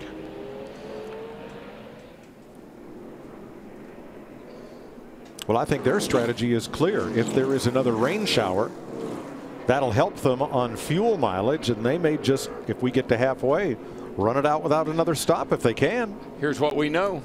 He can stay out there longer than anybody. That's right. Good point. Yeah, we'll be coming to lap 51, and if you saw at the top of the show a long time ago, the fuel window is about 38 to 44 laps, so we're still a little shy of making it to halfway without stopping. Bright sunshine on Michigan International Speedway. The entire track in sunlight for probably the first time today. A lot of crossed fingers up and down officials row right now. Yep. And the Mustang pace car heads for home. Here we go for the restart. It's like starting all over again. I almost feel like I did. No, I won't do that. Well, let's see how wild this restart will be once they cross the start-finish line. Starting to get a little, you know what? Down on the apron, 4 or 5, however how many wide you can make it. David Reagan in that 55 all the way down on the apron on the front stretch. He gained 4 spots that way. Heck yeah. Oh boy, somebody backing up mid-pack. Was that the 78 car? Looked like something didn't go well on this restart for the 78. He's falling back. Haven't seen that in a while. That's the car that led the most laps in the last 4 races.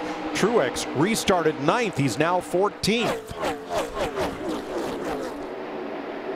Uh-oh. Kyle Busch got turned right on the front straightaway. We stay green so far, and they're splitting him left and right. There's the car. Yeah, the car is killed, Larry. The right front tire is just, I mean, it's knocked all the way into the engine. And this is what I was saying a bit ago. They cannot afford a DNF. They've had 2. They can't afford any more. This really is a big blow to that team. All right, watch the right-hand side of your screen. There's Kyle.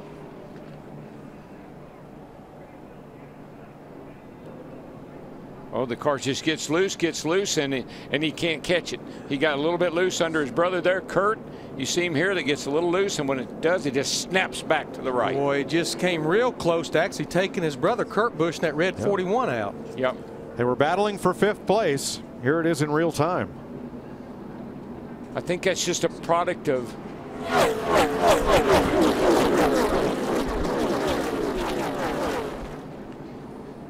that right there gives you a great idea how much that safer barrier moves when a race car hits it. Yeah, I think also, Larry, it's just a product that the track is green, and there's just not a lot of rubber on the track, and the car got a little loose, and it just snapped to the right. Nothing he could do. And that thing is killed. Jamie, what did Kurt see on that? And Kurt Busch was right next to his brother when that happened. And first thing he said on the radio, is Kyle okay? Is Kyle okay? He hit hard, guys. And then he just said, let me know if he's okay. He hit hard, and he had his spotter go check with Kyle's spotter, and they just told him Kyle is okay. And then Kurt also said, guys, there's rain on the windshield. That means there's rain on the tires. So we got 2 laps in, 53 complete now. 147 to go. Dark clouds to the south. The winds that were blowing from the south now are fairly still. Not a lot of wind activity, but weather still moving through the area. Here's what Kevin Harvick had to say. We all but wrecked right there. That's stupid. 18 did. I don't know if it's from the, it probably was. They wrecked off of 4. I mean, it's downpour. I mean, it was raining when we came to the green. You know, they can see the freaking sky, you know what I mean?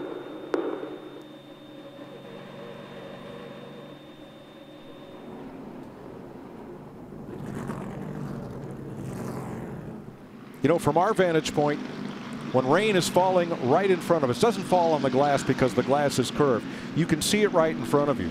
If it's 50, 100 feet away, it's almost impossible to see. That's why the NASCAR officials in the tower have to rely on observers stationed all the way around the racetrack. The trouble with these pop-up showers, and we've seen it 3 times already today, it can be raining hard in turn 2, but not turn 1, not out of turn 4. Well, there's no question that the car got a little bit loose and then it snapped right. And apparently Harvick was complaining about the same thing.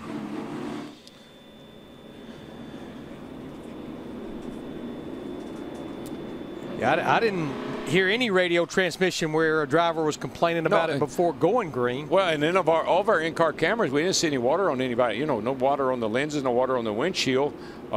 Just not sure about what happened down there. But I do know that car snapped loose. Now we are creeping toward the window of being able to pit and getting to the halfway. I just saw 4 drivers, including Jimmy Johnson in that 48 Ford tires, Danica Patrick, Brett Moffitt, and David Gilliland on pit road, top it off for fuel and tires. I'm starting to like the strategy, the drivers who stopped before this restart. The more laps we run under caution, the more fuel they can save. And if we can get to halfway, which everybody hopes, that could be really interesting. The guys at the back of the pack, they got the most options. Right. They can do a lot of different things. Jamie, how about Kyle's car? Well, Kyle's back in the garage and his window net is still up. That means he doesn't want to talk, but that also means that they are going to try to clear these wheels on the car and get him back out on the track. The team is working feverishly right now, and I just checked with Kyle. He is okay. He is just more concerned about getting back out on the track and getting points. But Darrell, you talked about it, and after that wreck at Dover, his second race back, his crew chief Adam Stevens said, we came into the 15 races that we were going to run before the chase, and we felt like we had, he called it a mulligan. We felt like we could have one bad race. We used it up right there. We have no more mulligans. We have to be top 5, top 10, and win a race the rest of the way out. Yeah, of all the things that could happen, this is the worst, I think. I mean, getting knocked out of these races, I believe he had an opportunity. I still think he will win a race, but this hurts his chances of getting into that top 30 in the points. The field circulates under caution. Sunshine over the racetrack, rain outside turn 2. Kyle Busch crashing in turn 4 has put us back under caution.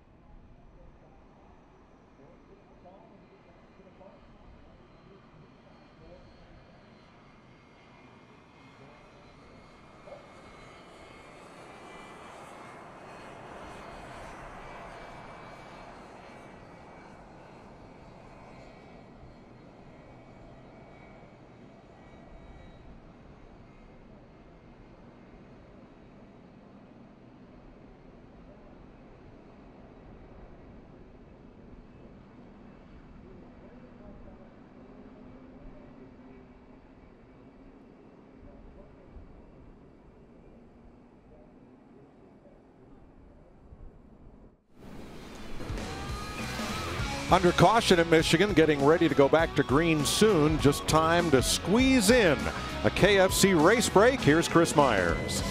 Mike with Michael Waltrip and Kyle Busch, whose story, his comeback story, successful yesterday with an Xfinity race win, and today running in the top 5 before this. Just loose off the corner. The track is green, obviously. Running on the inside of another car, Chris, causes your car to lose its aerodynamic downforce that Brad Keselowski talked about. Into the outside wall he goes. And the fact that he received a waiver from NASCAR given his injury in the Xfinity race down at Daytona, he came in 39th in points, 151 behind the 30th spot, where you need to be within to then get a win and get in. So it's going to be more and more difficult if these kinds of things happen. Yeah, we saw him have a problem at Dover, and the team said we can't have another one. They just did. But I'm telling you, he's fast, he's special. He could win a couple of races and overcome this big setback that he's had today. And hopefully he can start that on the road in a couple of weeks at Sonoma. That's your KFC race break. Let's head back upstairs to Darrell, Larry, and Mike. Thanks, Chris. Good news. 1 to go. And they come around out of turn 4 and back to the start-finish line. That will complete lap 58. 3 red flags today, all for rain, and now this caution at lap 52 for Kyle Busch's crash. Well, a lot of people like restarts. They think they're pretty exciting. We just had a whole bunch of those today. That's for sure. Now, Kevin Harvick saying it was raining when they waved the green for the restart, but we're not finding any evidence, as this flag is for Kyle Busch, not for rain, but we're ready to go back to green. Here is the onboard camera lenses. Harvick, Edwards, Earnhardt, Kenseth, the front 4. And 41 lead lap cars now with Kyle Busch and Alex Bowman in the garage. I will say NASCAR, they err on the very conservative side. As far as, I mean, I watched them. The racetrack was dry earlier, but they were making sure a good portion of the apron was dry before we went back racing. Larry, just saw the 48 car back on pit road, topped that thing off. He's in the back of the pack already. This strategy could pay off for these guys if we ever get back to racing and run very long under green.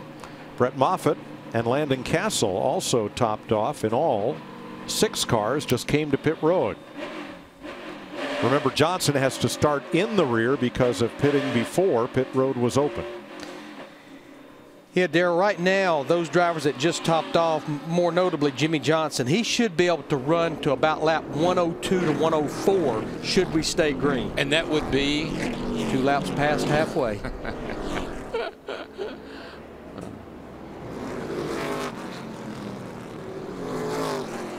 Everybody cleaning off their tires as they come to turn 3. It'll be green flag this time. And I think, again, you just saw with Kyle Busch, there's no rubber in the track. It keeps getting washed off, and the track's a little loose right now. So you got to be on your game. Harvick Chevrolet, Edwards Toyota on the front row. Earnhardt Chevy, Kenseth's Toyota. Kurt Busch's Chevy, Brad Keselowski's Ford. That's your top half dozen. Green flag.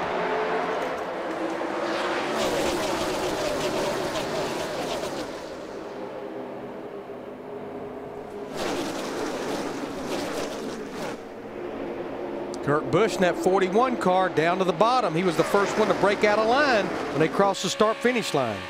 4 wide mid-pack. Michigan rush hour down the back straightaway. Yeah, the 21 car, Blaney, he got messed up off too, and man, they are going by him on both sides.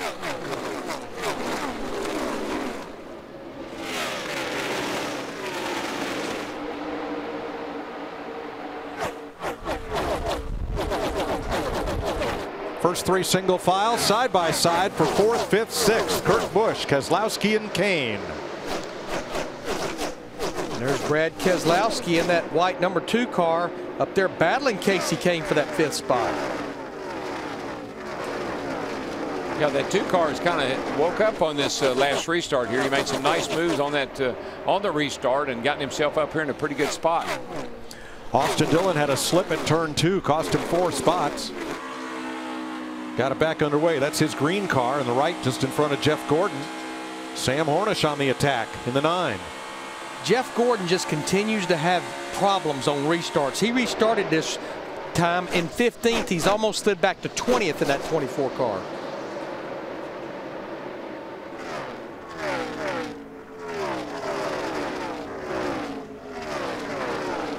Larry, I think with these changing track conditions, one time we're going to get a restart, it's going to complement one guy. Next time we get a restart, it's going to complement another guy. Just keeps changing back and forth. Track's very inconsistent right now. You know, a driver that has found his way to the top 10 is Ty Dillon in that 33 car. He's right there behind Brad Keselowski in the white number 2. Ty restarted in 10th. Now he's well inside the top 10.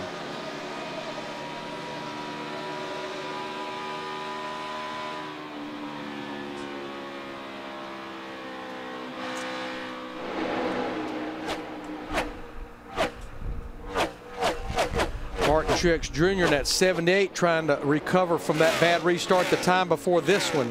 He's worked his way up to 7th. 62 laps complete as they come by. Kevin Harvick, your leader by 0.7 of a second. I'm going to crank it up. I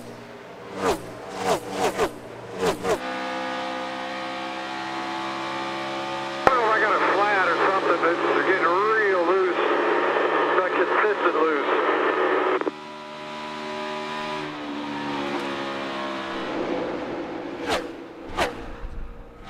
David Gilliland has bounced off the wall at turn 4. Coming to pit road with heavy damage, but we stay green. Gilliland was toward the back of the pack.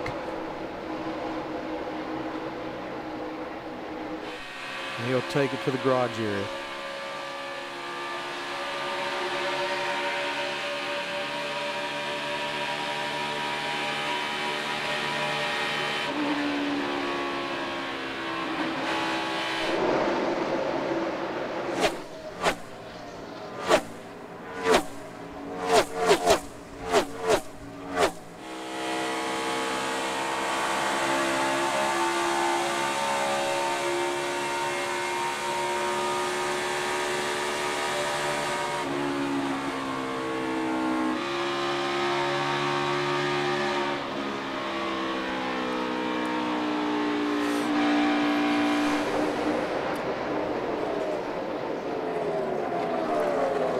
Jamie McMurray, Austin Dillon battle for 16th. Jeff Gordon right behind them.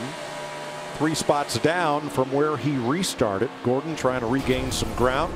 Let's go back and show you what happened to David Gilliland. Ooh, he might have got some contact right there that sent him up and into the wall. And it's hard contact too. It did a lot of damage to the right side of that 38 car.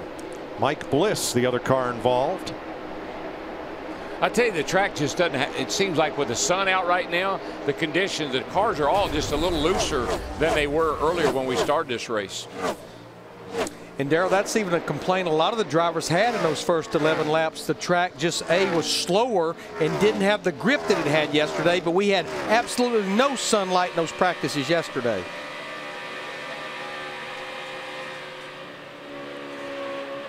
When I watch Kevin, I mentioned this yesterday in our practice show, when I watch Kevin Harvick drive his car, he's so relaxed. I mean, I watch him, his hands are relaxed on the wheel. Look, he's not gripping that wheel. He's very comfortable, and he's leading the race, kind of pulling away from everybody.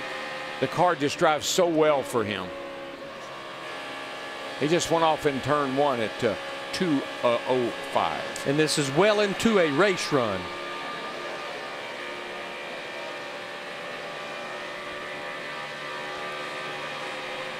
Darrell, he's closing in on leading 1,200 laps so far in 2015 in 14 races. Came in leading 11:62. 5th place, pole sitter Casey Kane, last week's winner Martin Truex in the 78. Yeah, Martin had a bad restart. I don't know exactly what happened. I don't know if he got caught in the middle and got freight train, whatever it was. The car's now come up to speed, and he's starting to march back toward the front. That 78 car looks pretty good. Just went into 5th place. He restarted 11th. Normally the 78, Martin Truex Jr. been really good on restarts. I think the way these things are fanning out down there in the corner in turn 1, he just got in the wrong line. Remember, Jimmy Johnson had to restart 42nd because of the penalty for pitting too soon. And he has made up 11 of those positions. It's up to 24th. Nice job by Landon Castle as well. Yeah, Landon Castle in that 40, he's another driver that came to pit road under that last caution and topped off. There is Castle in 31st.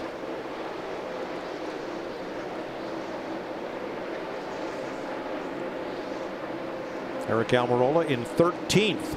Now he restarted 21st. Yeah, I don't know what they were doing on the back of his car, but whatever it was, I think they really helped it. Yes. Because he's running pretty good right now. You know, at first, not long after this restart, Dale Earnhardt Jr. in 88, you're riding with him. He was starting to slide backwards, restarted 4th. Now he's battling Casey Kane for 6th. Is he okay with this 88, Matt? Larry, he was complaining after that restart that he had a small vibration. The team checked the video. They said that all the lugs were tight. They checked the pressures. Everything looked good. They told him, as far as they can tell, all the lugs are tight. The 78 of Truex you guys were commenting on, he says his car is just chattering in the front, something terrible.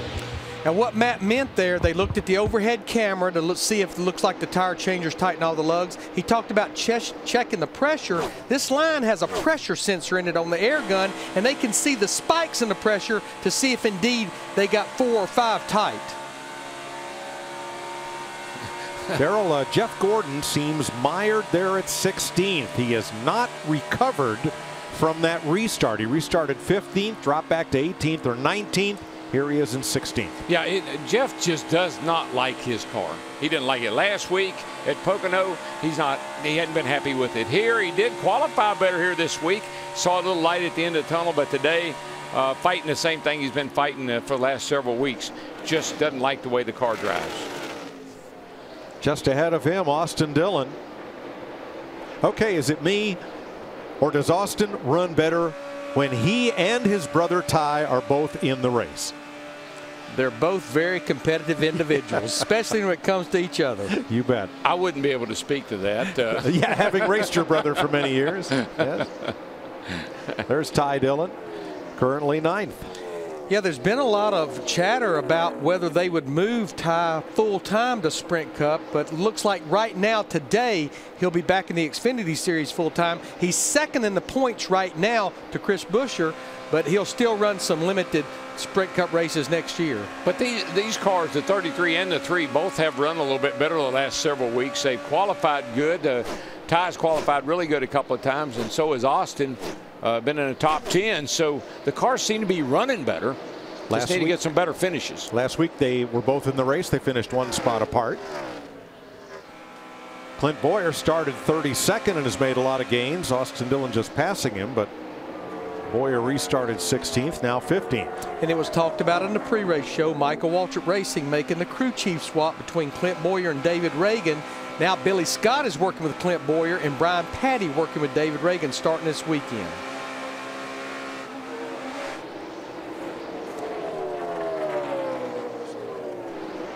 All right, Matt Kenseth now 2.5 seconds back of Kevin Harvick. Chris? Yeah, Matt Kenseth has just been dominant on these restarts. Between the 4 restarts, he's gained 10 positions on that first lap. But right now, he's got a little bit of trash on the grill. He was doing his best to try and get up behind Kevin Harvick to get rid of that trash. Now he's having to drop 4 seconds back, hopefully getting behind Carl Edwards to get rid of what's on the grill. Yeah, and Jeff Gordon mentioned that when we talked to him during one of the red flags. This place in Auto Club Speedway where you have that banked D-shaped front straightaway, notorious for picking up debris on your grill. Well, the other thing is there's no grandstand on the back straightaway. There's really nothing to keep the debris from blowing out on the racetrack. And so I think that's another reason why you get a lot of paper and trash on the track here, particularly. We see that a lot. I think he pretty much mission accomplished behind his teammate Carl Edwards in that 19. I saw it fly out from underneath the car, and there you see a clean grill. Self-cleaning, sort of. Looks good. Looks good. Now behind those 2 Toyotas comes Kurt Busch's Chevrolet in 4th, and he's gaining ground on them, Jamie. And Mike, remember, he's in a backup car. Started this race 24th. He's up to 4th now, and he just said on the radio, that last change we made, the wedge adjustment, it's really helped my car. He said he's a tick tight, but pretty good. Well, and Darrell, Mike, one thing I'm seeing with this racetrack and this Goodyear combination that they've brought here, this track is it's starting to turn black again, even with all the rain that we've had. Yeah, these are probably the best conditions we've had. It's sunny, but it's the temps are dropping, the ambient temperatures are dropping. Good racing weather right now. Tony Stewart on pit road. Now he got right side tires on that stop and fuel, so Stewart back into the fray as Matt Kenseth retakes 2nd place. Well, right there, the car has positive pressure on the nose. But when Matt Kenseth in the 20 gets behind Carl Edwards, all of a sudden it changes the pressure significantly, almost to a negative pressure, and it just pulls that debris off. The other thing you have to do is you have to turn your cooling fan off. If you have your cooling fan on, you have to turn it off to release the pressure in the grill area, and then when you get behind that other car, it just blows right off. And Mike, on that pit stop by Tony Stewart, by my calculations, that is a good 15 to 20 laps early. With all the cautions we've run and all those drivers that pitted to lap 42, I'm showing where they should be able to go to at least 90 to lap 95. Here you see Eric Almirola in the 43 car, as well as Ryan Blaney in the 21.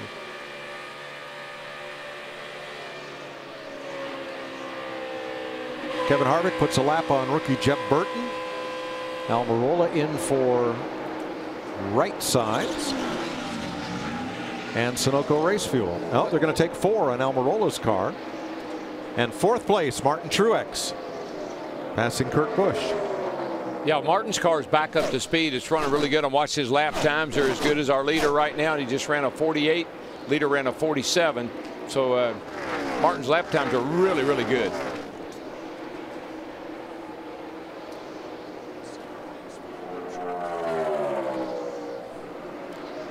Let's check with Matt.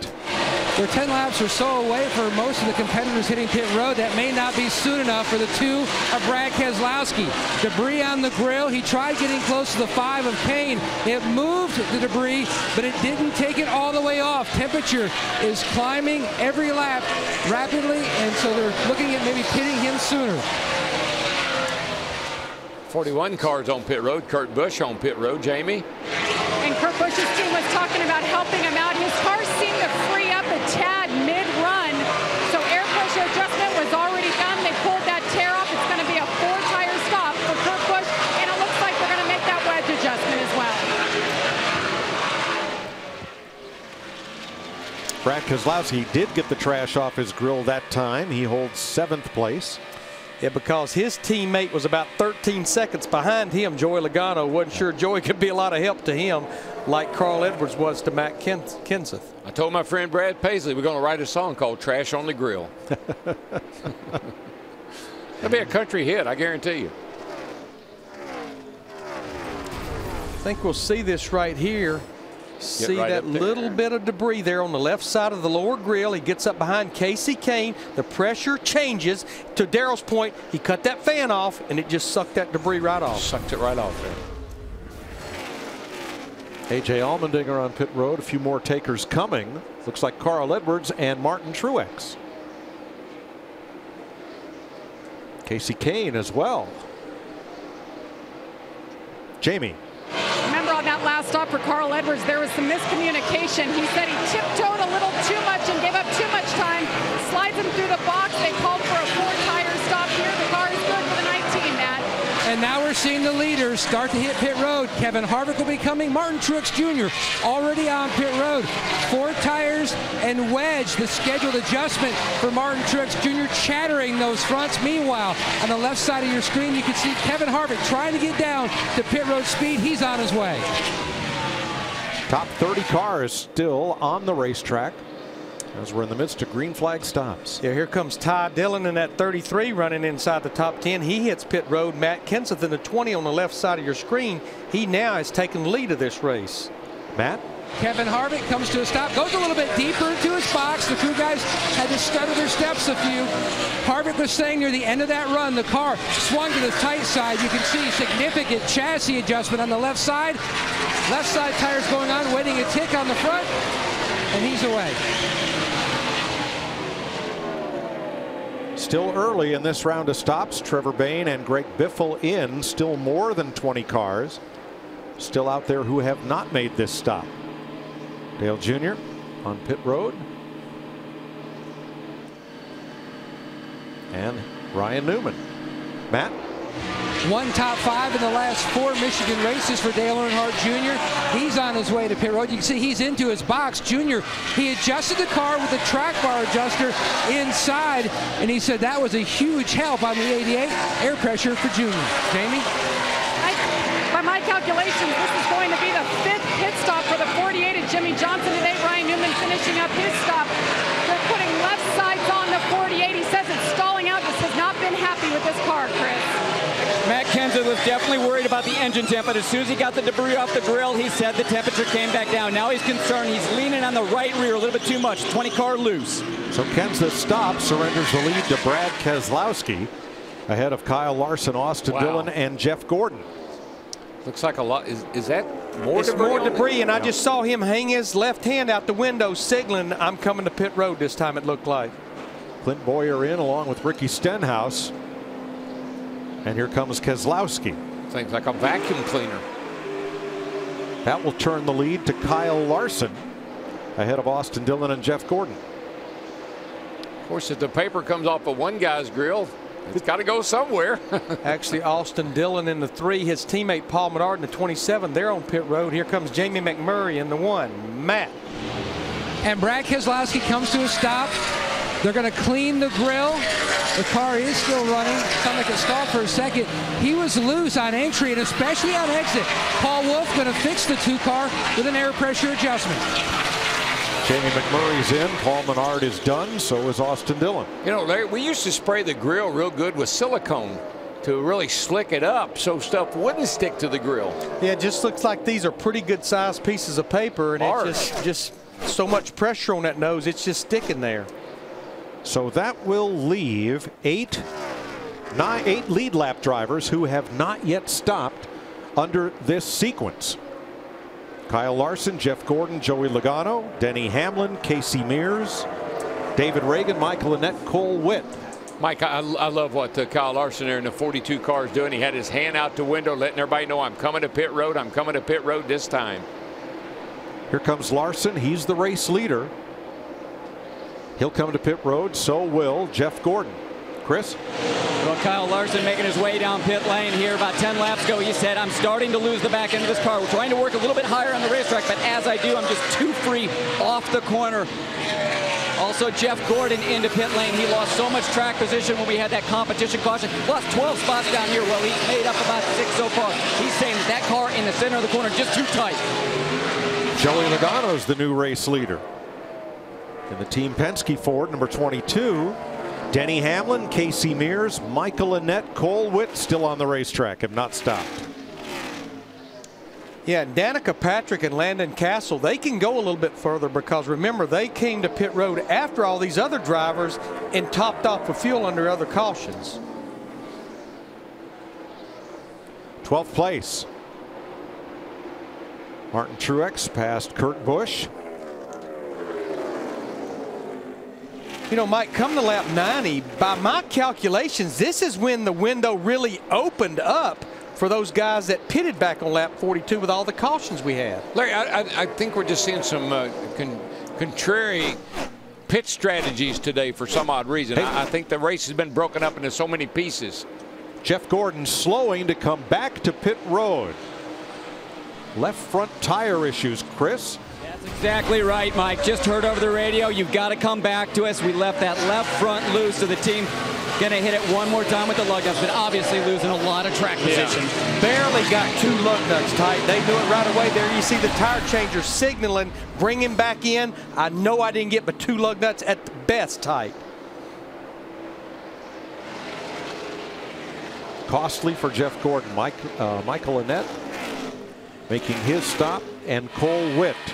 Now, in the defense of the tire changer, Jeff Gordon's signal to go is when that jack drops, and the tire changer could do nothing there. No, he had his hand in the air before the car ever even got out of the pit box. Gordon was 15th before that second stop. He is now 38th. Joey Logano, Denny Hamlin, Casey Mears are the 3 drivers who have not stopped in this green flag pit sequence. And again, I still think, you know, 2 or 3 laps away from when they would have to come to pit road based on when they were last there. I think they're engineering this race backwards, and I think those early cautions starting and stopping has created a different pit strategy.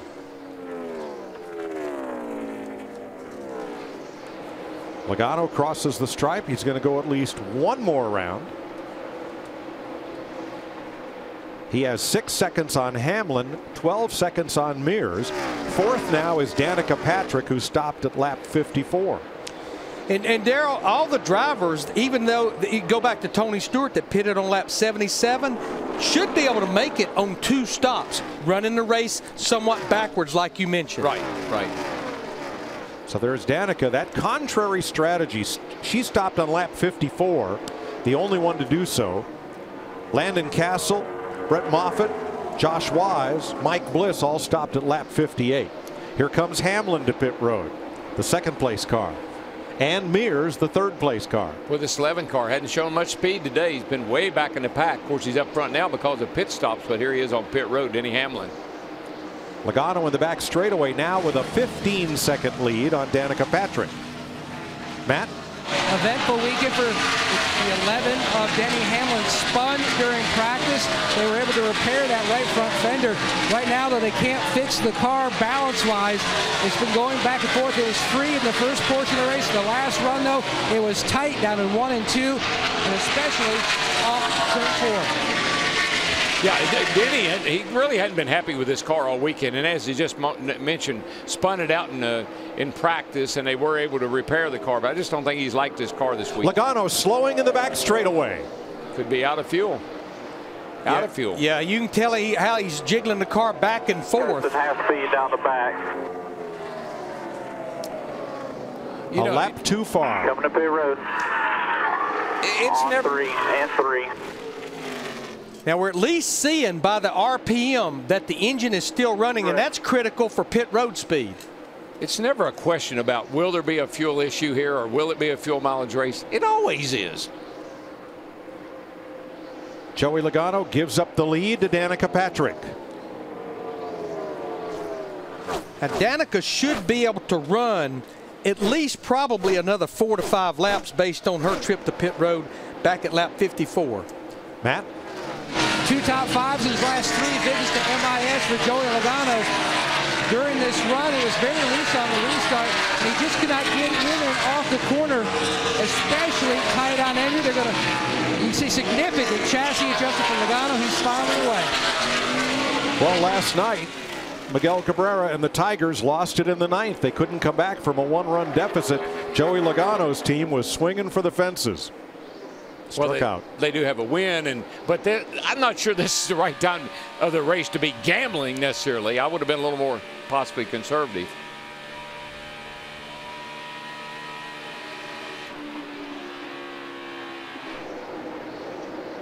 Patrick, Harvick, teammates.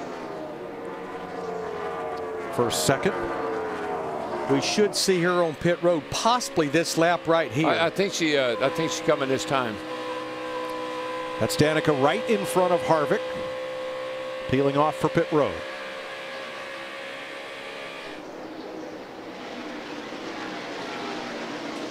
So as she stops, that will turn the lead back to Kevin Harvick. First, let's get Danica's stop from Jamie. Danica Patrick just led 2 laps. Her first laps led all season long.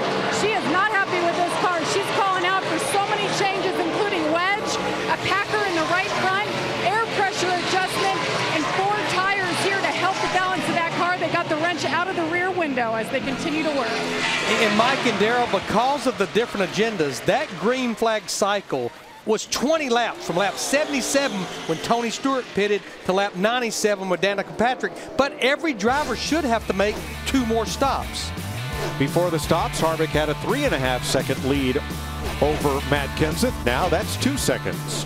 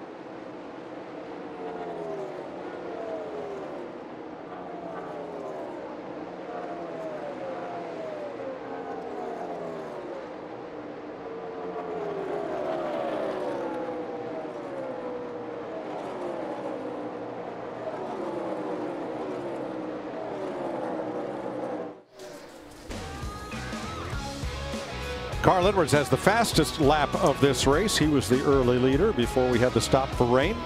Make a pit stop at Sprint, cut your bill in half, bring them your Verizon or AT&T wireless bill, and turn in your old phone.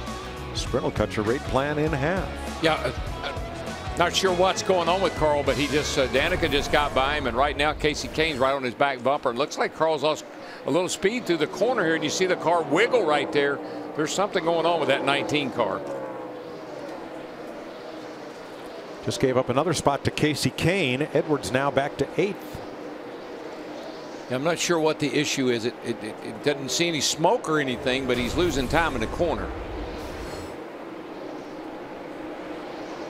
Ty Dillon just behind him, then Kyle Larson. Tell you what, sometimes you see some debris on the 22 grill again. Jamie, what do they say about the 19? Yeah, and Carl Edwards, when he came in last time, all they did was make an air pressure adjustment and put 4 tires on it, but apparently he needed a bigger change. He's saying he's just loose, especially in traffic. Yeah, that's what I'm seeing, Jamie. Seemed like when cars got around him, he just had to let them go because he couldn't stand to have any cars around him. The car is so loose right now.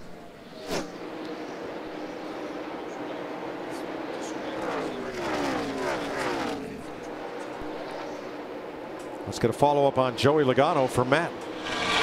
Mike, much like his teammate Brad Keselowski earlier, Logano complaining about his water temperature now climbing. It's in the 260 to 270 range. But his other concern is just trying to get the balance right. They haven't got it where he needs to be. His biggest issue at the juncture, he says, it's just too free on exit. Thanks, Matt. Let's go back, or Larry? Yeah, I mean, I want to go back to Jimmy Johnson and Chad Knaus and their strategy, because if you remember, after making the repairs from the damage on the restart, they just kept coming back to pit road. He restarted back in 36 on that restart at lap 59, but a little to my surprise, they kind of really did a short pitting. They pitted at lap 84, but he is now running inside the top 15 and 15th.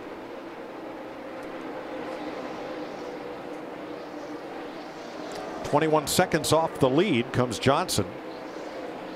Closing down on Ryan Blaney, who is 14th. Having a good run today. Started off there in the top 5, ran up in the front there for a long time. Got shuffled back on one of those restarts. Never has quite recovered from that, but still overall having a pretty good ride here. 7th place, here comes Ty Dillon. I just continue to be impressed with Ty Dillon in his 33 car. He just drives by Casey Kane in that 5. That actually moves Ty up to the 7th position. Is Slugger the crew chief on that 33 Slugger car? Is looking after this 33 car. Slugger Labby, who for a long time crew chief for Paul Menard, actually won the Brickyard 400 in 2011 with Paul Menard. Yeah, old Slugger Labby.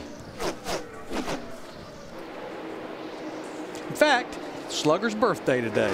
Wow, you know who else is Doug Richards' birthday today? He and Robin both. A couple of drivers that led during that long green flag sequence now find themselves a lap down.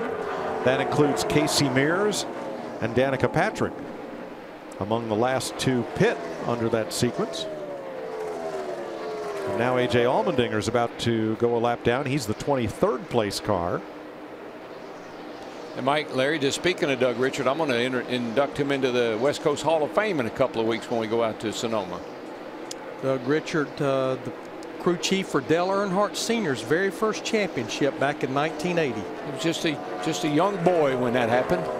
Been around a long time. Good crew chief. Now, before that round of green flag stops, 37 cars were on the lead lap. There are now 22. And based on when some of the drivers like Tony Stewart and like Aaron Almirola, Ryan Blaney, Kurt Busch hit pit road, about another 8 to 10 to 12 laps, the window will open again for green flag stops. So we've raced well past halfway under sunny skies at Michigan. Kevin Harvick out front.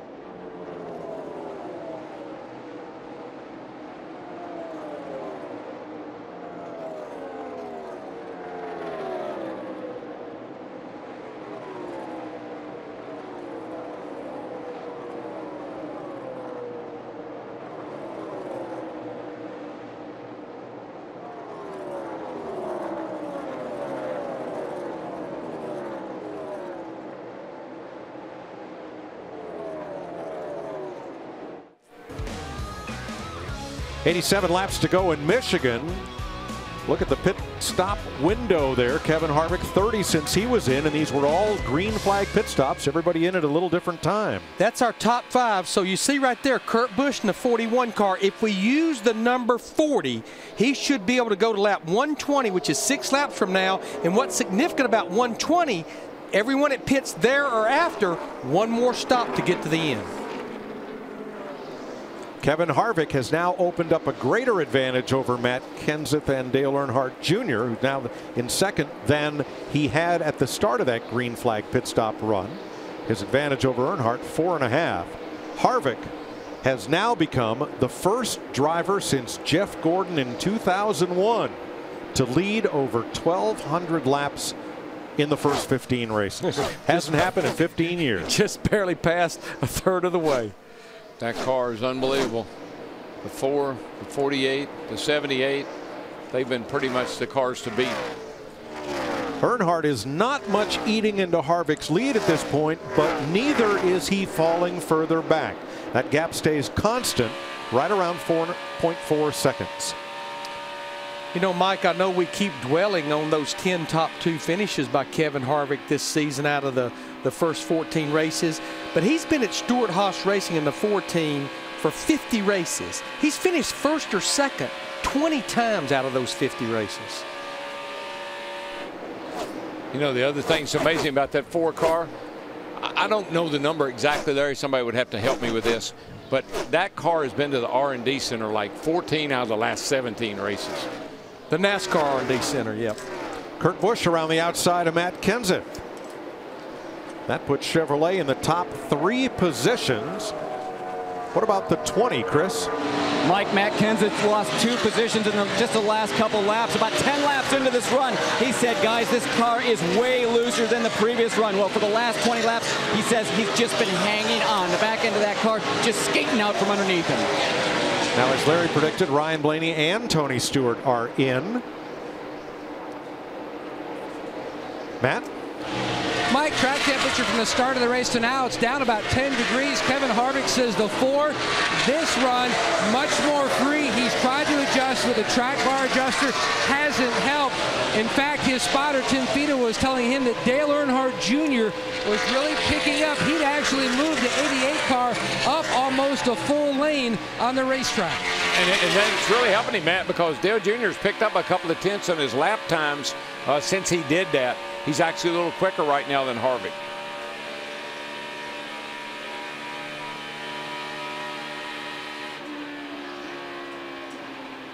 Still about 4 3/4 seconds, first to second. But now just 19 cars on the lead lap. Harvick setting a strong pace here. Lapped Trevor Bayne, the 20th place car, and now closes on 19th place Clint Bowyer. You know, Kevin said that top groove would never come in. It ain't never going to come in for him, I can tell you that. No. He's right around the bottom. Martin Truex, who was in at lap 82, is headed for pit road.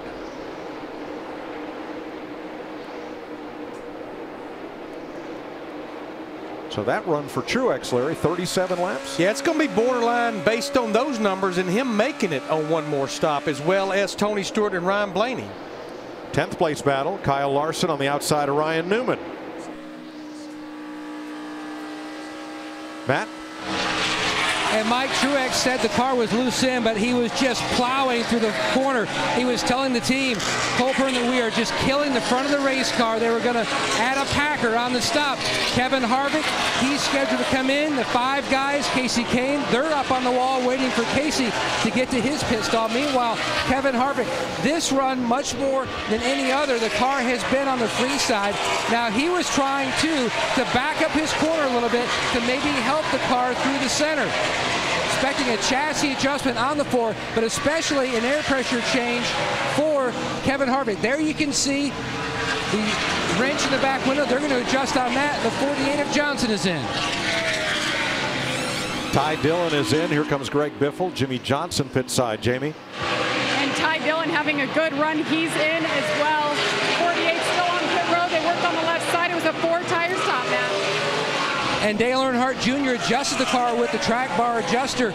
Didn't help as much, but what really helped was he moved his lineup in that 88 machine. Jamie? And Kurt Busch saying his car is good. 4 tires here. He just told the team, no, tighten the wheels up, tighten those lugs. I had a small vibration the whole run. But what these drivers and their teams are doing, the window open, and they've hit pit road. And slow, Kevin Harvick coming very slowly back to pit road. He's shaking the car around like he's got a flat tire. Slid up in turn 3. He's saying right front tire. Right side tires. Matt Kenseth making his stop. Austin Dillon is done. So is Ryan Newman. Yeah, you can see the right front down on the 4 cars. He comes back to pit road. And you know, one thing they've had a lot of trouble is the air wrench hitting the valve stem as they were trying to tighten the lugs. It's happened to him several times, Matt. Especially at Dover, both races a year ago. They're trying to get the jack under the right side so they can get it up. Ira Joe Hussey, almost a 20-year veteran, going over the wall as a tire changer. He hits those lugs on that right front. Harvick's away, but boy, what a disastrous time for this to happen during the race. They lost a 4.6 second lead, and Brad Keselowski and the number 2 Ford is your new leader. Carl Edwards in second, Kyle Larson in third. 14 cars on the lead lap as we're in the midst of another round of green flag stops. And Mike, Larry, when you exit pit road, you have to stay on the apron all the way to the back straightaway. He could have easily run over something and punctured that tire on pit exit.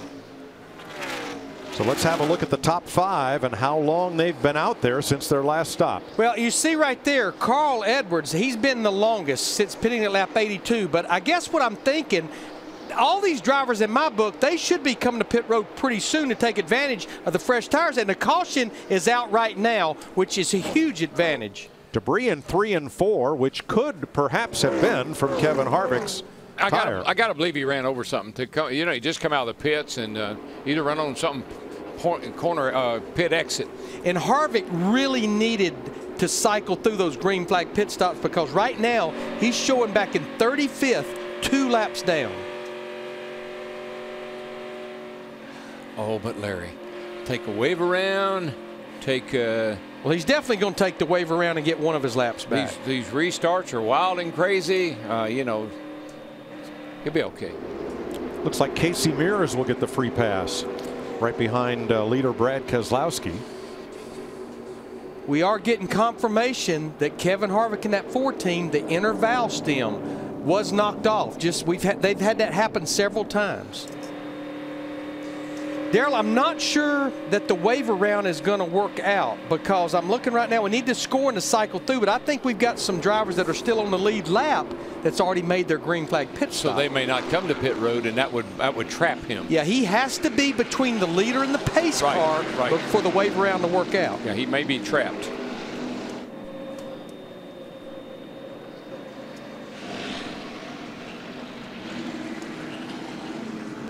Happy birthday, Slugger Labby. Calling the shots from pit road for the younger of the Dillon brothers, Richard Childress, team owner Richard Childress's grandsons, Austin and Ty Dillon. Yeah, Darrell, I think the drivers that will be the culprit to these drivers that are trying to take their wave around is Martin Truex Jr., who's showing on the lead lap. He's already made his pit stop, as well as Dale Earnhardt Jr. in that 88, just to name a couple. It's going to be pretty interesting right here. Pit road is open. Stopping here clearly would make it a one-stop race. And that's Keselowski, the leader, first onto pit road. Now Carl Edwards stays out.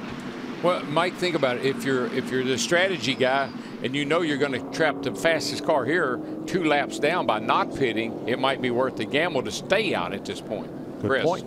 And Paul Menard having a pretty good run today. Early in that run, he said the balance was good and stayed pretty consistent all the way through. He just said, guys, I just don't think we have the pace. Matt? Keselowski said this is his Daytona 500. He wants to win desperately at his home track. He said the car was free down in 1 and 2, but the biggest help he needed was down in 3 and 4. That's where he felt like he was losing most of his time. He was tight in that area. 4 tires for the 2. He's the second car off pit road. behind teammate Joey Logano. And the plot thickens with 74 laps to go in the Quicken Loans 400.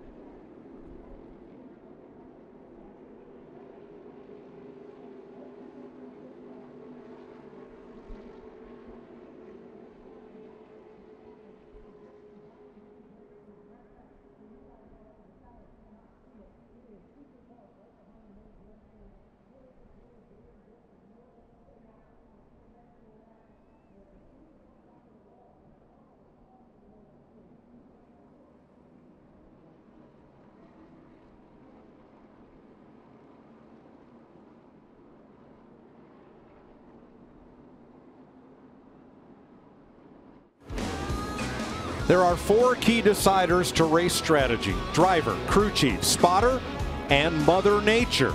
Brad Keselowski came in. Carl Edwards stays out, and now he's in. Jamie.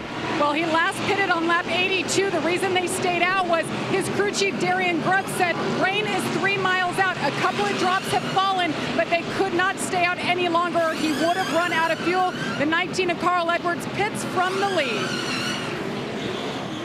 That will drop him back to about 15th for the restart. Well, it doesn't really affect Kevin Harvick because he was in front of the 19. Kevin Harvick is going to get one of his laps back. He just took the wave around. So that's one back for him.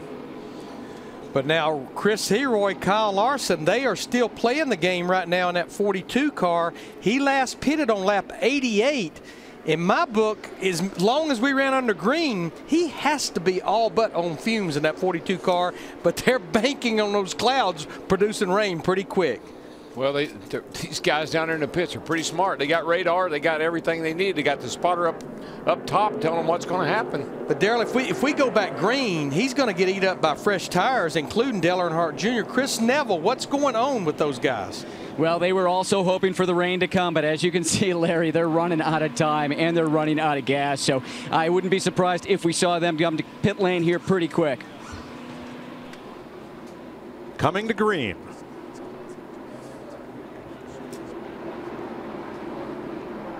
Kyle Larson off throttle, getting ready to accelerate for this restart opposite Dale Earnhardt Jr.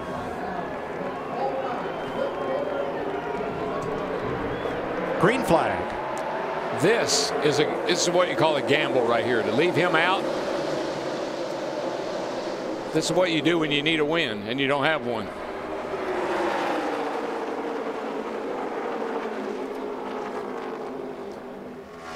Kurt Busch coming on the outside. He lines up second. Earnhardt third. Logano fourth. Truex fifth. Then Menard, McMurray, Bain, Keselowski, the top 10.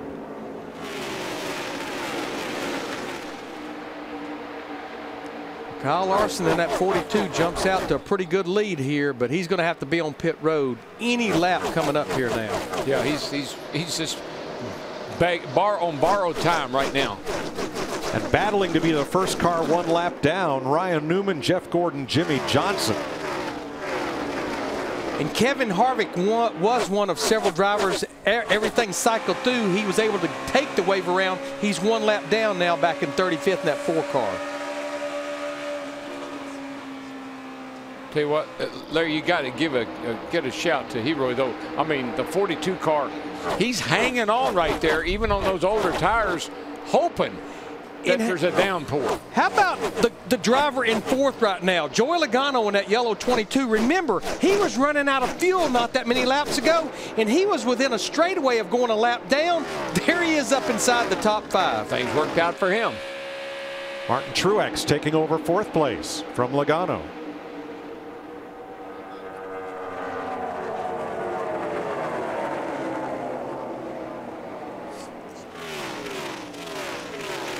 "69 laps to go." Chris Heroy, Kyle Larson's crew chief. He said, "Where's the rain, man?" Franklin up top here. Keep digging. Goodbye 3. But I think this right here shows what just doing anything you can just to win a race. It's not about a points day. Yeah, and I think we were driving that home. He don't care about points. He wants a win, man. Larry Mack, you got to like this crew chief Heroy. Remember at Bristol, Tennessee, in that race back in the spring, he left this cat out and told Kyle Larson, "You're on old tires, make something happen." Kyle did it in Bristol, drove off to a big lead, only to have to pit like he is now. Well, I tell you what, that's a great attaboy, though. Great gamble. It was worth it. Mother Nature didn't cooperate. Nope.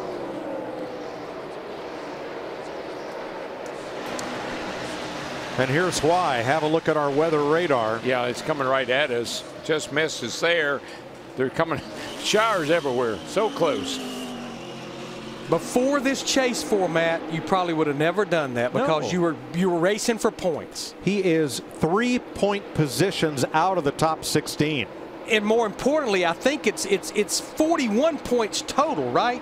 41 points, which is almost a full race. Well, they only had one thought: win, and you're in. 6th place, McMurray, Keselowski.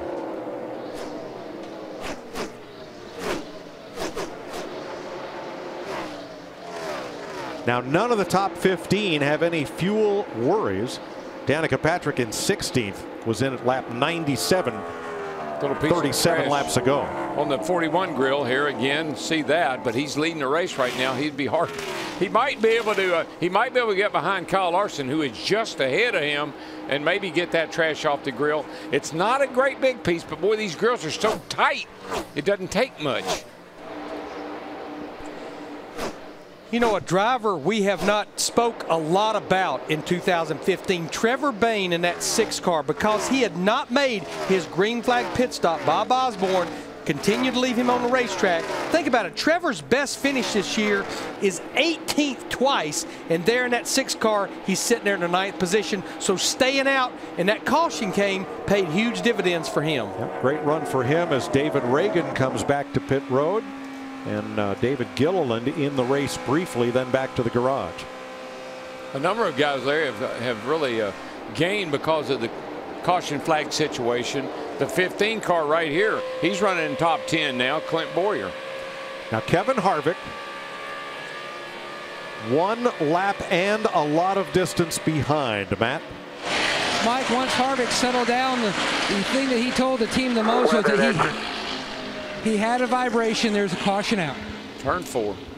Lap 136. Chris Heroy didn't miss it by much. 3 laps, Darrell, is all they lacked of being out front when the rains came. Heroy was so close to being a hero that unfortunately didn't work out for those guys. They knew the weather was 3 miles out, but you can't run out of fuel either. Now, officially, this is only the second caution flag of the day for rain, although the first caution for rain at lap 11 led to a red flag, back to caution, and another red flag.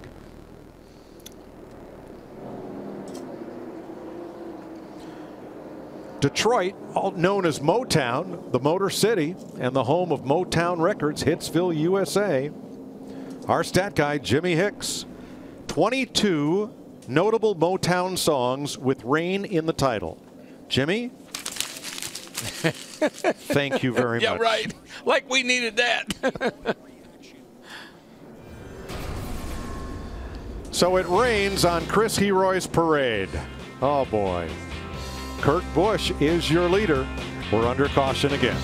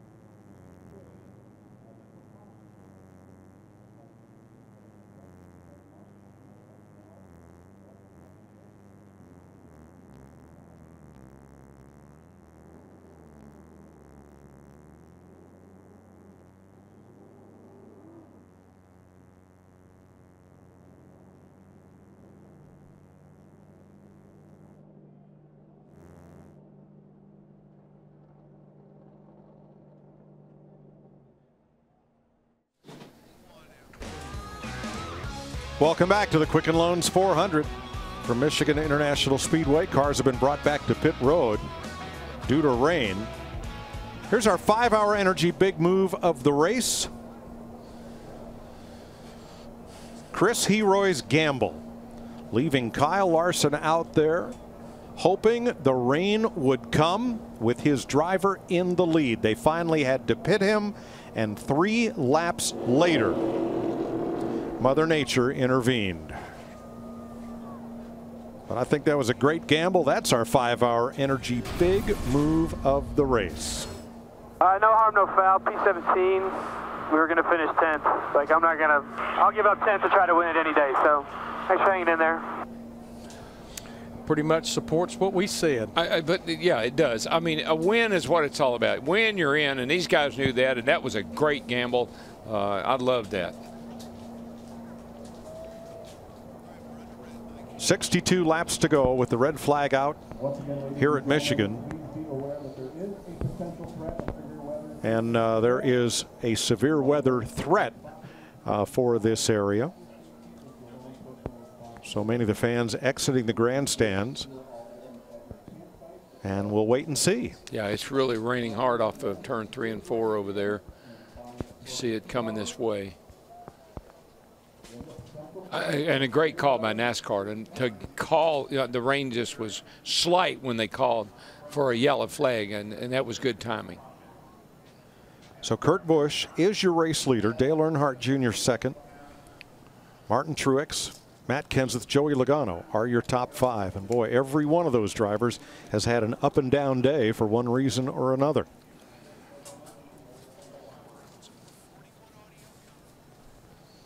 And let's get some audio from Kurt Busch's team. Great job, Corelli. We'll see if we get back on green, but you helped me a ton today, more than you know. That's what we're all about, Kurt. I love what you do. That's Kurt thanking his spotter, Rick Corelli, former star of the Camping World Truck Series. Yep, great spotter. Darrell has said it many times. I don't think you can find a better spotter than someone that has driven a race car. Oh, yeah, and Rick does such a great job. And I've heard him work with Kurt on many occasions, calm Kurt down, encourage Kurt. He knows what buttons to push. 17 drivers are on the lead lap as you look at scoring back through Kyle Larson. Boy, that looks like a wall of water up there in turn 4 now, Chris. Kind of frightening looking. Yeah, and so if the red flag's been 4 red flags, historically, Patrick Perry and our research are going back. We can't remember. We can't find a race the last time we had 4 red flags, and we'll keep checking. And when it began, we had one for 59 minutes and then another for 24 minutes. The drivers working through it patiently. Martin Truex Jr. falling back here on a restart. Just tells you how tough these restarts are, Chris. And on this restart, Kyle Busch into the outside wall hard. Meanwhile, Kevin Harvick, who led the most laps today, has led the most laps this season until he had the flat tire. Remember, he's had 4 straight runner-up finishes here at Michigan. He's finished second 8 times this year to go with 2 wins, as you see Kurt Busch. And now a heavy wave of rain. And listening to some of even Brian Kozlowski, who said, hey, I'm from Michigan. I can't explain these small pockets of rain throughout. Now it's a heavy downpour. And some of the crew chiefs listening in, Michael, they said this time this rain cell actually called by NASCAR on lap 139 of a scheduled 200 laps here. Kurt Busch, his second win of the season as he edges out Dale Earnhardt Jr.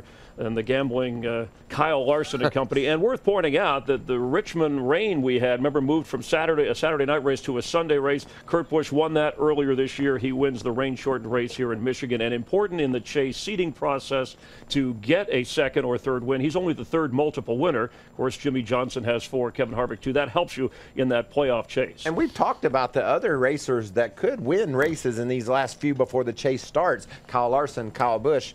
There's plenty of guys, Jeff Gordon. So when you're seated ahead of that type of competition heading into that chase for the championship, you got to like your chances. I was just looking at the 27th career Sprint Cup win for Kurt Busch, 14 with Roush Fenway. You go back, he had 10 with Penske's team, and now this is his third with Stewart-Haas. Yeah, and that team, that whole Stewart-Haas organization with the laps that Kevin Harvick has led and the performance of that 41 car this season, they're tough. And they'll just get better and better, Chris. Now that Kurt has got a couple of wins, Kevin, the performance he has, look for them to share more information and those 2 cars to be really strong throughout the rest of the year. And green flag laps, we only had 100 of those. The rest yellow, 4 red flags. And you can see the rain continuing to come down. NASCAR officials this track, they're having no choice. They gave it their best shot with the Air Titans and the jet dryers and the starts and the restarts for the drivers and the fans. And some lightning strikes in the area on the weather map as we await Kurt Busch heading over toward what will be a makeshift victory lane out of the rain.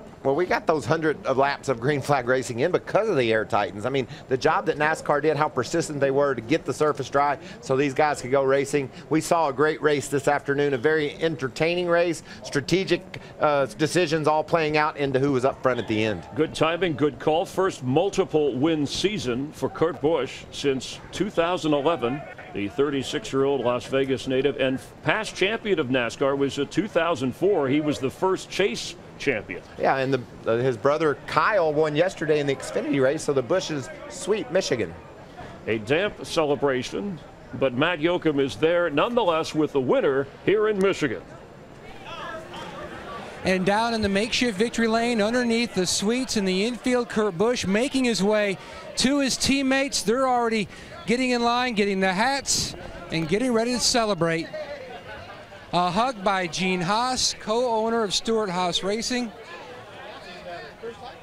Third time. time, but how much time with you? That's great. And Kurt, it takes a team to go to victory lane, but does Rick Corelli, your spotter, get the bonus award today for how he helped you work through traffic? Absolutely. It's amazing when you have a team chemistry at the level that we do. And I grew up watching Rick Corelli, Ron Hornaday, the legends of the Southwest Tour run, and to have Corelli as my spotter, I have so much respect for him, and he has so much wisdom to gain, and he's a good mentor. He teaches me so many things, and it's a team combination all the way around. Tony Gibson led these guys through a backup car, and the pit crew was there giving their best. I mean, it's an unbelievable feeling to know what we went through, paced ourselves, and found the lead towards the latter part of the race, and then the rain came in. And so this is, you know what's more special about this? Winning in Chevrolet's backyard. That's what's most important about winning at Michigan. So thanks to Chevrolet.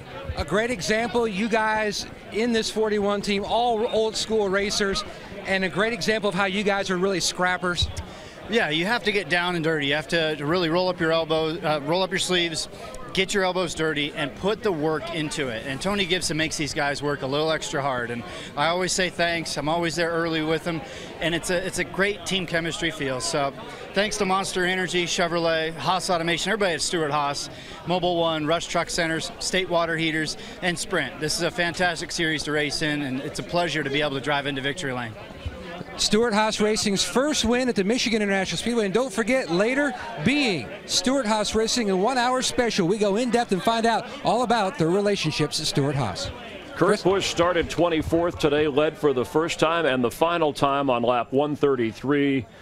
Called on lap 139, the scheduled 200. And Kurt Busch is your winner here in Michigan.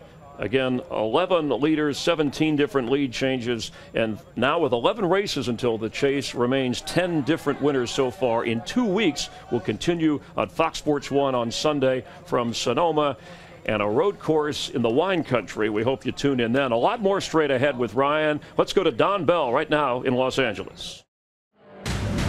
This copyrighted telecast may not be reproduced, retransmitted, or used in any form without the authorized written consent of NASCAR Broadcasting. NASCAR would like to thank all of our loyal fans for your continued support, and we hope you enjoyed today's broadcast.